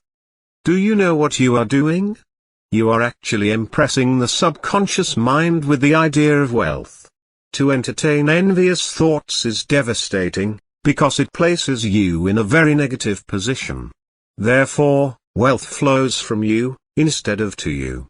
If you are ever annoyed or irritated by the prosperity or great wealth of another, claim immediately that you truly wish for him greater prosperity in every possible way. This will neutralize the negative thoughts in your mind, and cause a greater measure of wealth to flow to you by the law of your own subconscious mind. Maybe you know someone who is always trying to make ends meet. They seem to have a great struggle with money. Have you listened to their conversation? In many instances their conversation runs along this vein. They are constantly condemning those who have succeeded in life, and who have put their heads above the crowd. Perhaps they are saying, "Oh, that fellow has a racket. He is ruthless. He is a crook." This is why they lack. They are condemning the thing they desire and want. The reason they speak critically of their prosperous associates is because they are envious and covetous of the other's prosperity. The quickest way to cause wealth to take wings and fly away is to criticize and condemn others who have more money than you. Do you say you never had a chance? Are you blaming your relatives, your mother, or father, because they never aided you financially? Stop doing it immediately. Learn that the secret to wealth is the correct use of your own mind. All of the resources of that infinite mind are behind you, seeking expression through you, if you will only have a receptive, mental attitude. If you are worried and critical about someone whom you claim is making money dishonestly, cease worrying about him. You know such a person is using the law of mind negatively. The law of mind takes care of him. Be sure not to criticize him, for the reasons before assigned. If you are experiencing a financial block, the obstruction is in your own mind. You can now destroy that mental block. Get on mental, good terms with everyone. As you go to sleep tonight, practice the many techniques which we occasionally refer to. Repeat the word, wealth, quietly, easily, and feelingly. Do this over and over again as a lullaby. Lull yourself to sleep with the one word, wealth. You should be amazed at the results. Wealth should flow to you in avalanches of abundance. This is another example of the miracles of the subconscious mind. Chapter 5, How to Apply the Subconscious Mind to Marital Problems. The best time to prevent a divorce is before marriage. Ignorance of the powers within you is the cause of all of your marital trouble. Learn how to attract the right wife or husband. For instance, if you are a girl seeking a husband, do not begin to tell yourself all of the reasons why you cannot get married. Rather tell yourself all of the reasons why you can be happily married. Eradicate the word cannot from your vocabulary. He can. Who believes he can? You are now acquainted with the way the subconscious mind works. You know that whatever you impress upon it, shall be experienced in your world. Begin now to impress your subconscious mind with the qualities and characteristics you admire in a man. This is one technique. Sit down at night in your armchair. Close your eyes. Let go. Relax the body. Become very quiet, passive, and receptive. Talk to your subconscious mind, and say to it, I am now attracting a man into my experience who is honest, sincere, loyal, kind, faithful, and prosperous. He is peaceful and happy. These qualities are sinking down into my subconscious mind now. As I dwell upon these qualities, they become a part of me. I know there is an irresistible law of attraction, and that I attract to me a man according to my subconscious belief. I attract that which I feel as true in my subconscious mind. In other words, I know that according to the law, I will attract a man in accordance with my feelings, beliefs, and impressions made on my subconscious mind regarding the type of man I seek. Practice this process of impregnating your subconscious mind. Then you will have the joy of attracting a man having the qualities and characteristics you mentally dwelt upon. The subconscious intelligence will open up a pathway whereby both of you will meet according to the irresistible and changeless law of your own subconscious mind. Have a keen desire to give the best that is in you of love, devotion, and cooperation.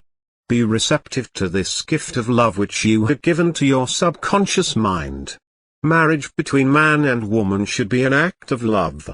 Honesty, sincerity, kindness, and integrity are forms of love. Each should be perfectly honest and sincere with the other. There is not a true marriage when the man marries a woman for her money, social position, or to lift his ego, because there is no sincerity or honesty there. The marriage is not of the heart. When a woman says, I am tired working. I want to get married, because I want security. Her premise is false. She is not using the laws of mind correctly. Her security depends upon her knowledge of the interaction of the conscious and subconscious mind and its application. For example, a woman will never lack for wealth or health if she applies the technique outlined in the respective chapters of this book. Her wealth can come to her independent of her husband, father, or anyone else. A woman is not dependent on her husband for health, peace, joy, inspiration, guidance, love, wealth, security, happiness, or anything in the world.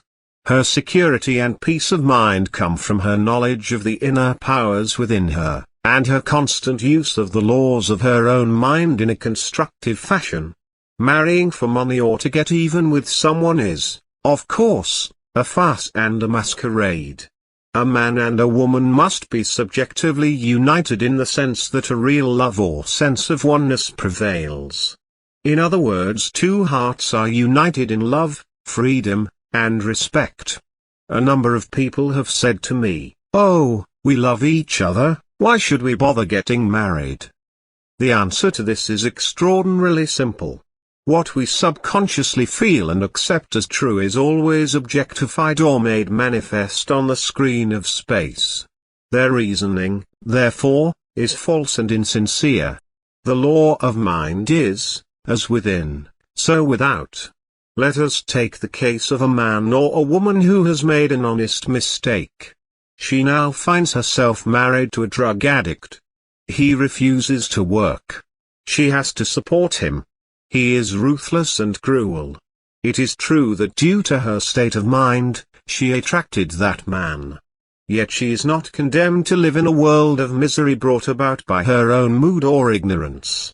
Had she used her subconscious mind in the right way, this would not have happened. I am sure that if you fell into the gutter, slipped perhaps on a banana peel, it would be silly to condemn yourself and stay in the gutter. The obvious thing to do would be to get up out of the gutter, wash yourself, and keep on going. The woman herein referred to, packed her belongings, and left this man. She realized it was an intolerable situation. Surely this woman is not condemned to live with this man when their hearts and minds are miles apart. You can tie two people together with a rope, yet they can be as far apart as the poles in thought, feeling, and perspective. You are divorced mentally when your mind and heart are elsewhere. To stay together in such circumstances is chaotic from all angles. Marriage is a union of two hearts. There is no marriage where the hearts are not bound together in love and peace. Adultery takes place in the heart first. The heart is the seat of the emotions. If you are resentful, hateful, and critical of your partner, you have already committed adultery in your heart. To direct your mental and emotional operations along destructive and negative channels, is to commit adultery. Always remember the adulterous state takes place in the mind. Bodily acts follow mental states. They do not proceed. Perhaps as you read these pages, you are saying, "I know a young couple who got married recently. They both used the laws of mind. They seemed perfectly happy in every way. Now they are contemplating a divorce." The mental attitude which attracted and endeared them to each other must be maintained and strengthened, in order to preserve the marriage. If a disagreement arises or some slight argument occurs, and one of the partners engages the mind on a negative idea such as resentment or hostility, he is uniting with the error in his mind, and it is destructive to marital happiness. The little arguments and quarrels which married people engage in will not hurt. It is the sustained grudge or ill feeling which does the damage. When the harsh words said are all forgotten and forgiven a few minutes later, no harm has been done. It is when the feeling of being hurt is prolonged, that the danger lies. If a man begins to brood, grows morbid against his wife, because of the things she said or did, he is committing adultery, since he is mentally engaged in bitterness. This mood will endanger the marriage except he forgives and radiates love and goodwill to his partner. Let the man who is bitter and resentful swallow his sharp remarks. Let him go to great lengths to be considerate, kind, and courteous. He can deftly skirt the differences. Through practice and mental effort, he can get out of the habit of antagonism. Then he will be able to get along better not only with his wife, but with business associates also. Assume the harmonious state, and eventually you will find peace and harmony. Let us have a few remarks about the nagging wife. Many times the reason she is a nagger is because she gets no attention. Oftentimes it is a craving for love and affection. Give it to her. There is also the nagging type of woman who wants to make the man conform to her particular pattern. This is about the quickest way in the world to get rid of a man. The wife and the husband must cease being scavengers, always looking at the petty faults or errors in each other. Let each give attention and praise to the positive and wonderful qualities in the other. A great mistake is to discuss your marital problems or difficulties with neighbors and relatives. Suppose, for example, a wife says to the neighbor, "John never gives me any money. He treats my mother abominably, drinks to excess, and he is constantly abusive and insulting."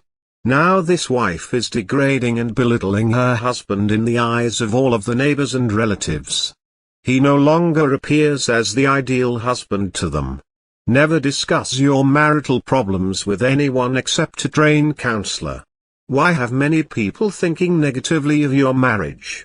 Moreover, as you discuss and dwell upon these shortcomings of your husband, you are actually creating these states within yourself. Who is thinking and feeling it? You are. As you think and feel, so are you.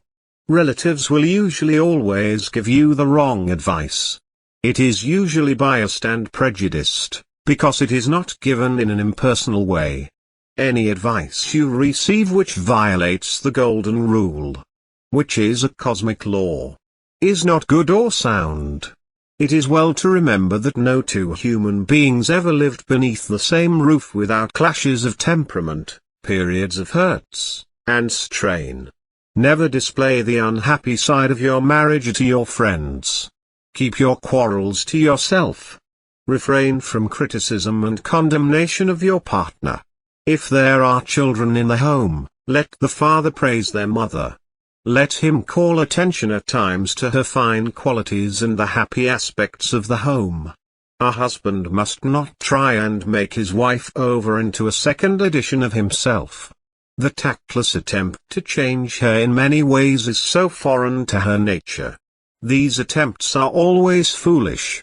Many times they result in a dissolution of the marriage. These attempts to alter her destroy her pride and self-esteem, and arouse a spirit of contrariness and resentment that proves fatal to the marriage bond. Adjustments are needed, of course, but if you have a good look inside of your own mind, and study your character and behavior, you will find so many shortcomings there to keep you busy the rest of your life. If you say, "I will make him over into what I want," you are looking for trouble and a divorce court. You are asking for misery. You will have to learn the hard way that there is no one to change but yourself. If you have a marital problem, ask yourself what it is you want. Then realize that you can achieve that goal. You would solve your marital problem in the same way as any other problem. Define clearly what you want. Then realize that what the mind engages in, it creates. A woman told me one time that after 30 years her husband began to drink heavily, neglecting his home and children. She began to claim peace and harmony in her home and heart. She paid no attention to the circumstances or conditions. She quietly engaged her mind on her goal, knowing that her subconscious mind would bring about and magnify what she gave her attention to. Harmony and peace were again restored after a few months' devotion to her true goal. This is an illustration of the miracles of the subconscious mind. By resenting and fighting the situation, this woman would only make matters worse. If there is quarreling and bickering in the home, turn your attention away from personalities, environments, and conditions, and focus your attention on your ideal, which is love, peace, and harmony. As you feed your mind upon these ideas, the subconscious mind will respond and bring about harmony. I am often asked this question: if one of the partners has an intense desire to terminate the marriage, and the other has an equally intense desire to remain united in marriage, and they are both sincere, what will happen? In such cases there is a mental tug-of-war. This is a house divided against itself. Sooner or later it will dissolve. However, their attitude of mind may prolong the situation. The proper and correct way to solve this marital problem is to lift the thought above personalities and conditions, and begin to direct your thought to your true desire, trusting the infinite intelligence within you to bring about the perfect solution. Through the right application of the law of your subconscious mind, you can bring harmony where discord is, and resurrect peace where confusion reigns. Moreover, the right application of your subconscious mind can dissolve a bad marriage. Do not let foolish pride, anger, and a desire to get even take you to the divorce court, when all of the while your heart is one with the husband you left. Let love, goodwill, and kindness lead you back to the one you love in your heart. You can heal any problem through the right application and direction of your subconscious mind. Listening to the intuition or guidance which comes from the subjective wisdom within you would have perhaps prevented you from contracting the present marriage. You did not know how to use it? Now you do. If you had a bad start, you can adjust it now by using the procedure and techniques outlined in this chapter. By exalting and lifting up your partner in thought and feeling, and always cherishing the lovely qualities which brought you together, you can make your marriage a beautiful experience and a joy forever. Chapter 6: The Subconscious Mind and Guidance. In explaining the workings of the subconscious mind to our recent college class, one of the men present said that the answer to his problem came to him while he was shaving.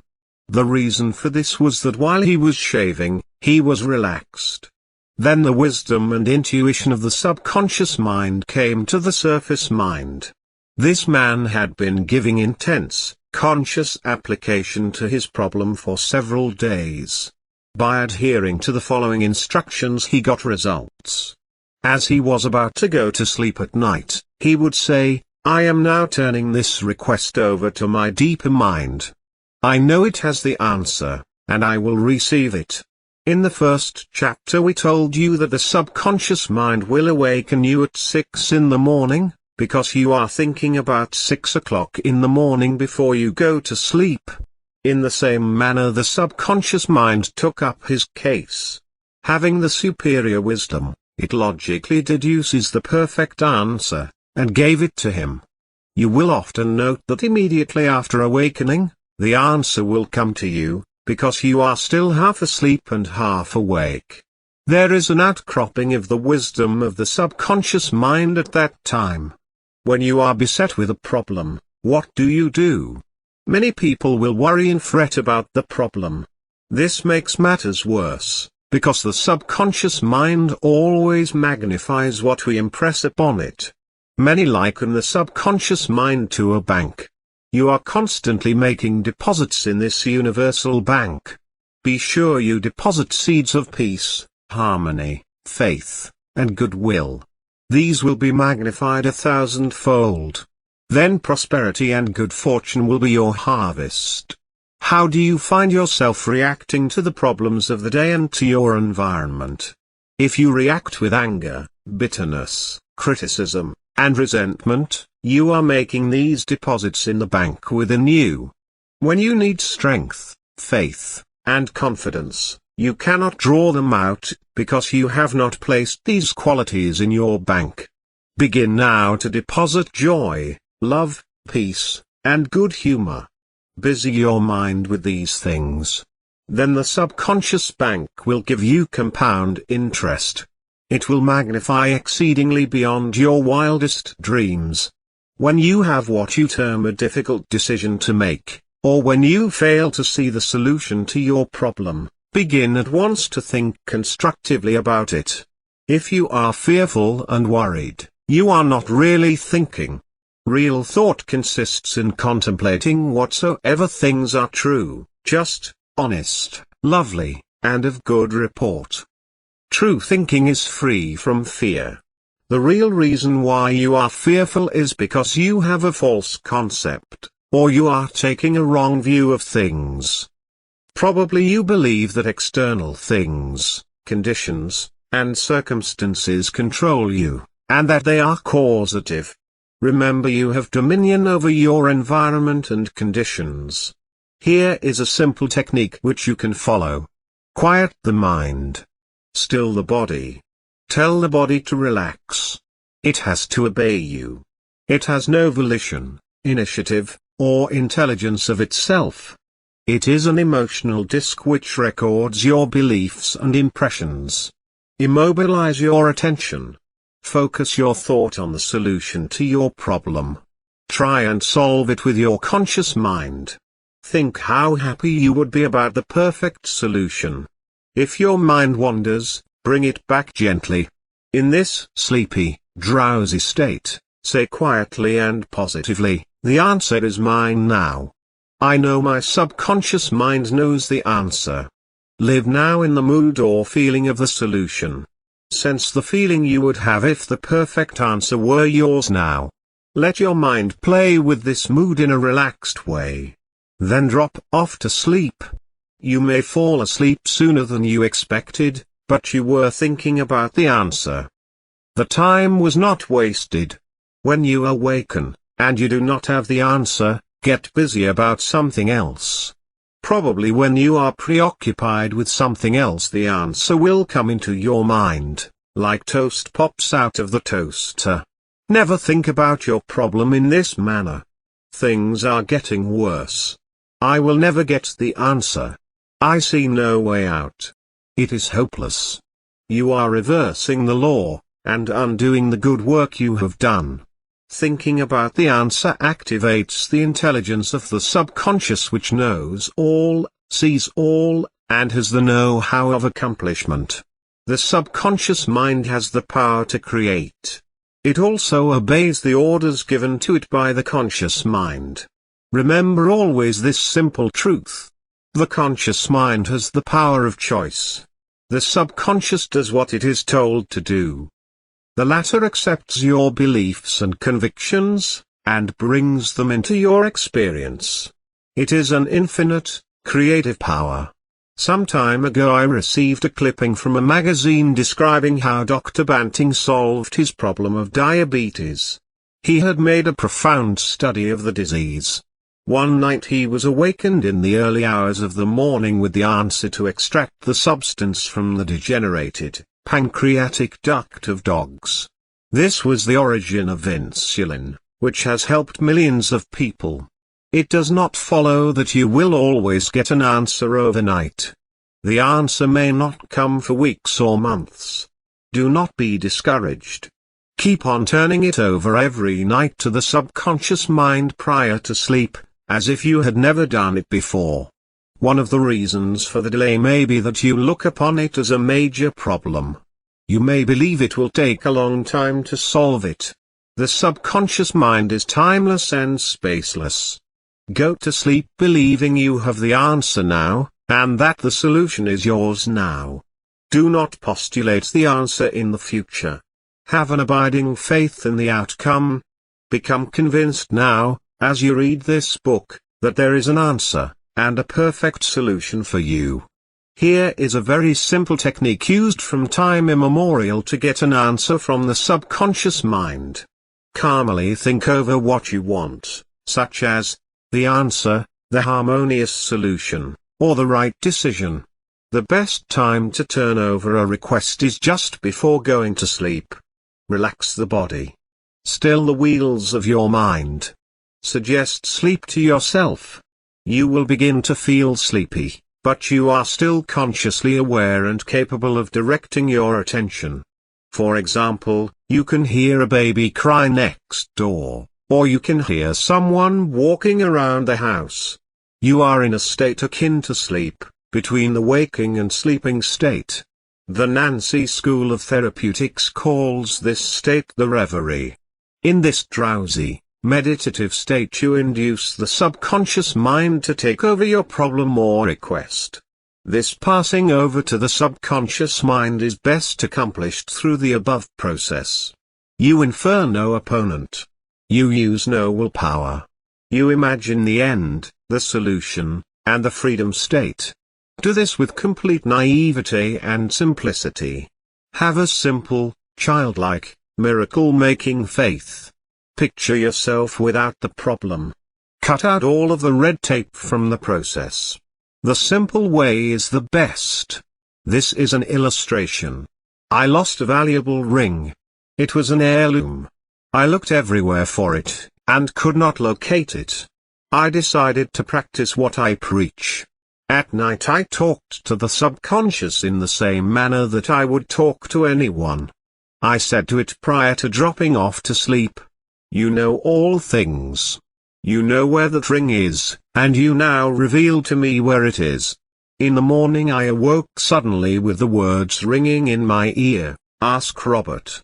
I thought it very strange that I should ask Robert. However, I followed the inner voice of intuition. Robert said, "Oh, yes, I picked it up on the sidewalk in front of the house. It is in my drawer." It did not seem very valuable, so I did not say anything about it. The subconscious mind will always answer you if you trust it. A young man in our recent class had this experience. His father passed on to the next dimension, and apparently left no will. However, this man's sister told him that their father had confided to her that a will had been executed which was fair to all. All attempts to locate the will failed. During the closed class on the miracles of the subconscious mind, this young man put into practice what he heard. As he went to sleep, he said, "I now turn this request over to the subconscious mind. It knows just where that will is. It reveals it to me." Then he condensed his request down to one word, "answer," repeating it over and over again as a lullaby. He lulled himself to sleep with the word, "answer." This student had a dream that night, a very vivid, realistic dream, wherein he saw the name of a certain bank in Los Angeles and its address. He went there, found a safe deposit vault registered in the name of his father which solved all of his problems. Your thought as you go to sleep arouses the powerful latency which is within you.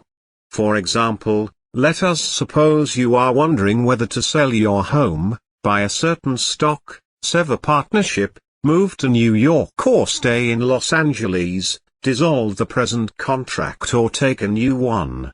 Do this. Sit quietly in your armchair or at the desk in your office. Remember that there is a universal law of action and reaction.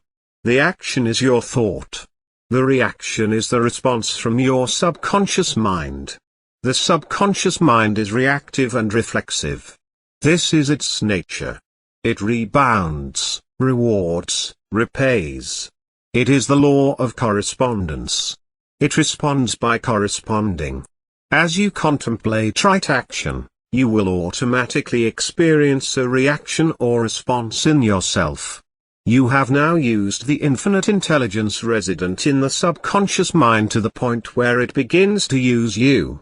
From then on your course of action is directed and controlled by the subjective wisdom within you, which is all-wise and omnipotent. Your decision will be right. There will only be right action, because you are under a subjective compulsion to do the right thing. I use the word compulsion, because the law of the subconscious is compulsive. Our subconscious convictions and beliefs dictate and control all of our conscious actions. The secret of guidance or right action is to mentally devote yourself to the right answer, until you find its response in you. The response is a feeling, an inner awareness, an overpowering hunch whereby you know that you know. You have used the power to the point where it begins to use you. You cannot possibly fail or make one false step while operating under the direction of the subjective wisdom within you. Think of a garden. Then you will understand the twofold aspect of mind, and the subjective law by which it operates. The conscious mind plants the seed in the soil. It decides what kind of seed shall be planted. As you know, the soil will grow whatever is planted, whether it is grapes or thorns. Similarly, look upon the subconscious mind as the soil. It contains all of the elements necessary and essential for growth. Again, let us realize it is the nature of the soil to bring forth, but as you know, it is not the slightest bit interested in what it brings forth. It does not care whether it brings forth a pear tree or an apple tree. All of the laws of nature would be violated should the soil refuse to produce or grow poisonous plants. Exactly the same thing is true of the subconscious mind. It is a doer. It never questions or talks back to you. It accepts what you deposit in it, and produces it in your experience whether it is good or bad. Learn to use your subconscious mind constructively, wisely, and judiciously. I want to stress this important fact. You will always receive guidance in respect to the subject in which you think about the most. The subconscious mind is impersonal and no respecter of persons. If, by illustration, you begin to think about how you can set fire to a certain building without being detected, ideas and thoughts will come to you for the evil and destructive uses of fire. The universal energy or power in and of itself is perfectly harmless. However, you can use it for constructive or destructive purposes. Let us take the atomic energy about which we read so much. It is perfectly harmless. You know very well it is in the mind of man that the danger of atomic energy lies. He can use the atomic energy to warm or light a house or destroy thousands of people. You receive guidance in accordance with what you habitually think about. If you think and dwell upon fears, troubles, and failure, you will be guided in the wrong direction, and more chaos and confusion will be experienced by you. Take this great thought, and dwell upon it. There is nothing to fear in all of the universe. You have the power of control through the wise use of your subconscious mind. Sit down quietly now, and think of a beautiful lake on top of a mountain. It is a still, quiet night.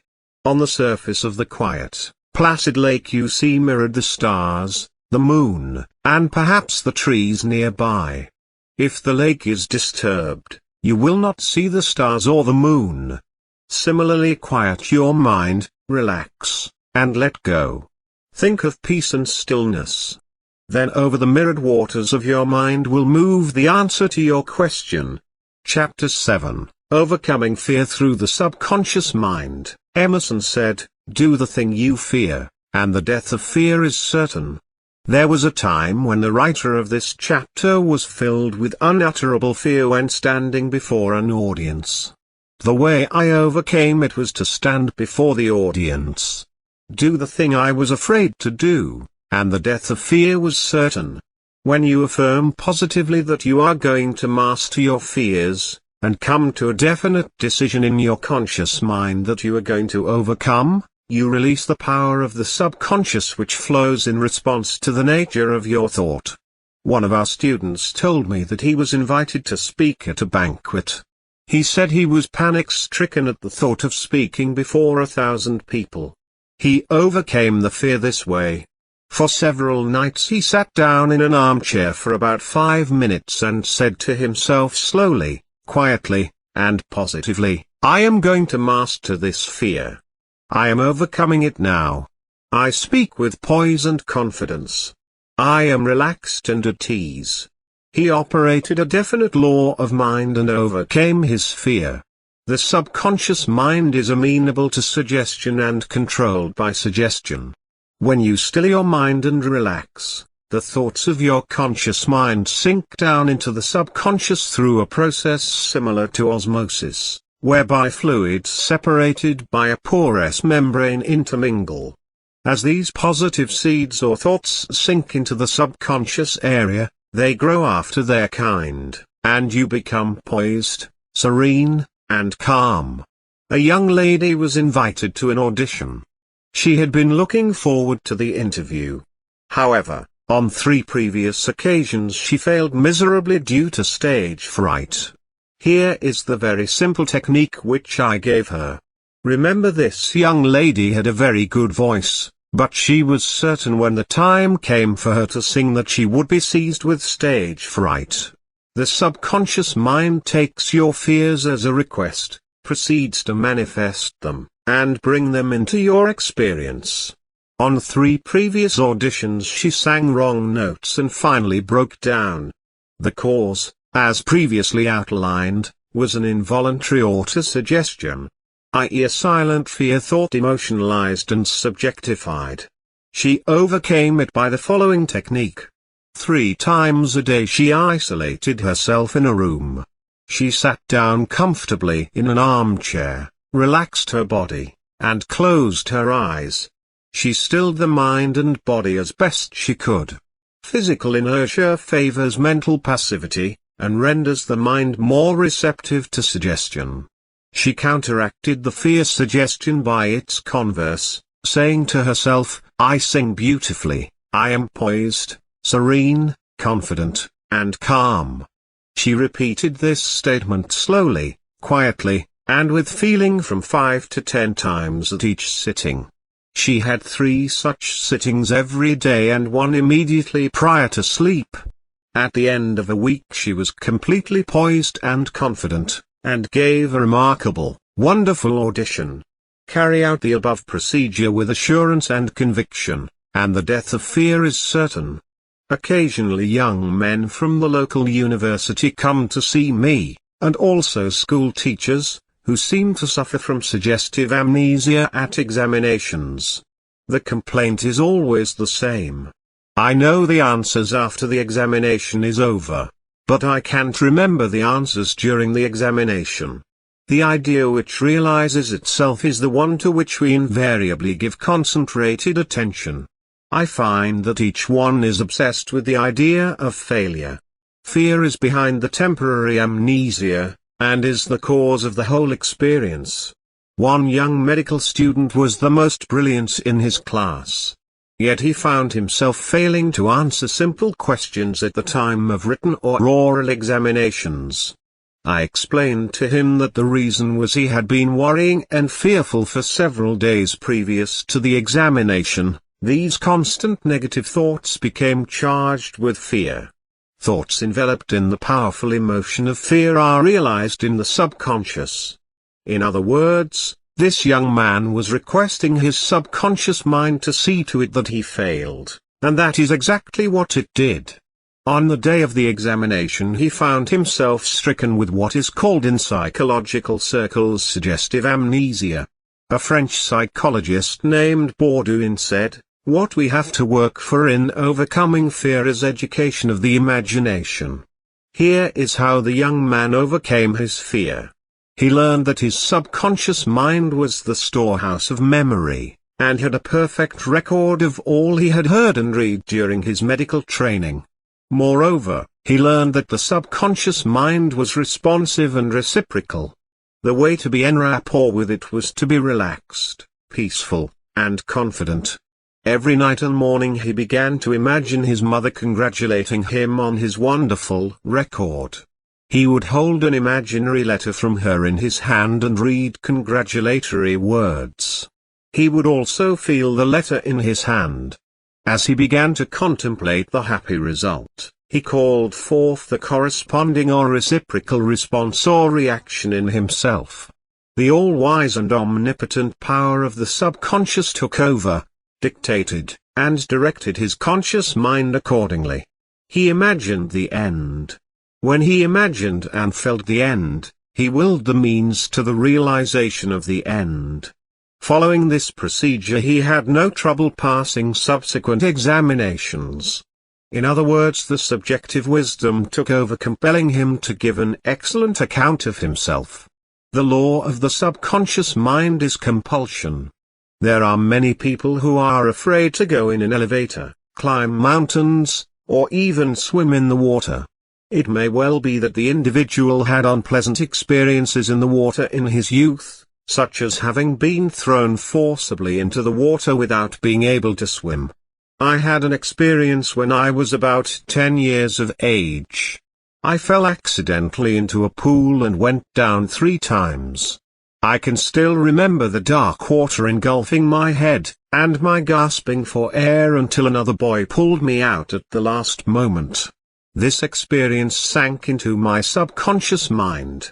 For years I feared the water. An elderly psychologist said to me, "Go down to the swimming pool, look at the water, and say out loud in strong tones, 'I am going to master you, I can dominate you.' Then go into the water, take lessons, and overcome it." This I did. I learned that when you do the thing you are afraid to do, fear disappears. It was only a shadow in my mind. When I assumed a new attitude of mind, the omnipotent power of the subconscious responded, giving me strength, faith, and confidence, enabling me to overcome. I used the subconscious mind to the point where it began to use me. Following is a process and technique for overcoming fear which I teach from the platform. It works like a charm.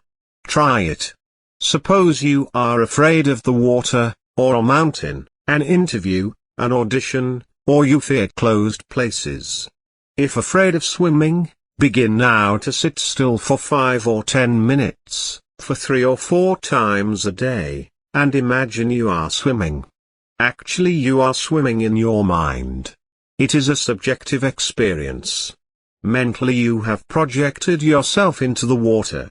You feel the chill of the water and the movement of your arms and legs.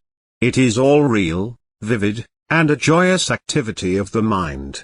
It is not idle daydreaming, for you know what you are subjectively experiencing in your imagination will be developed in your subconscious mind. Then you will be compelled to express the image and likeness of the picture you impressed on your deeper mind. This is the law of the subconscious. As you continue to discipline your mind this way, you are mentally immersed in the water and happy in it, consequently the fear passes. You will enter the water physically. I might say you will be compelled to give a good performance. You have consciously called upon the wonderful power of your subconscious, which is all-wise and powerful. This power controls you and governs you according to the nature of your call or request. This is a wonderful thing to know and a marvelous thing to do. The president of a large organization told me that when he was a salesman, he used to walk around the block 5 or 6 times before he called on a customer. The sales manager came along one day, and said to him, "Don't be afraid of the boogeyman behind the door, there is no boogeyman. It's a false belief." The manager told him that whenever he looked at his own fears, he stared them in the face and stood up to them, looking them straight in the eye. Then they faded and shrank into insignificance. Go out now and face that thing you are afraid of. If you are afraid to take that position, take it. Say to yourself, "I can accomplish. I will succeed." You will find a corresponding emotion or feeling generated by your subconscious. You will induce the mood or feeling of confidence, faith in yourself, and the joy of accomplishment. Fear is a thought in your mind, but confidence is a far more powerful thought. It fills your mind with a positive, constructive feeling and drives fear out. A chaplain told me of one of his experiences in the Second World War. He had to parachute from a damaged plane and land in a jungle. He said he was frightened, but he knew there were 2 kinds of fear, normal and abnormal. Normal fear is good. It is the law of self-preservation. It is the subconscious mind telling you something must be done. It is sort of an alarm system that tells you to get out of the way of an oncoming car. The chaplain said, "I began to talk to myself saying, 'John, you can't surrender to your fear. Your fear is a desire for safety or security, for a way out.'" He said that he knew there was a subjective intelligence which led the birds to their food and told them where to go in summer and winter. He began to claim, "Infinite intelligence which guides the planets in their courses now leading and guiding me out of this jungle." He kept saying this out loud to himself for 10 minutes or more.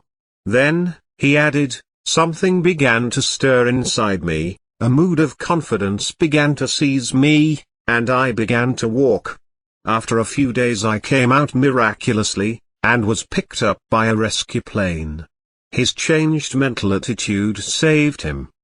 His confidence and trust in the subjective wisdom and power within him was the solution to his problem. He said, "Had I begun to bemoan my fate and indulge my fears, I would have succumbed to the monster fear, and probably have died of fear and starvation." Whenever fear comes, go to the opposite immediately in your mind. To indulge in fear thoughts constantly and to engage your mind constantly with negative thoughts result in abnormal fear, obsessions, and complexes. To engage the mind with all the difficulties of your problem will only instill more fear until it assumes a size of catastrophic proportions. Finally there comes a sense of panic and terror weakening and sickening you. You can overcome fear of this nature when you know that the power of your subconscious can always change the objective conditions.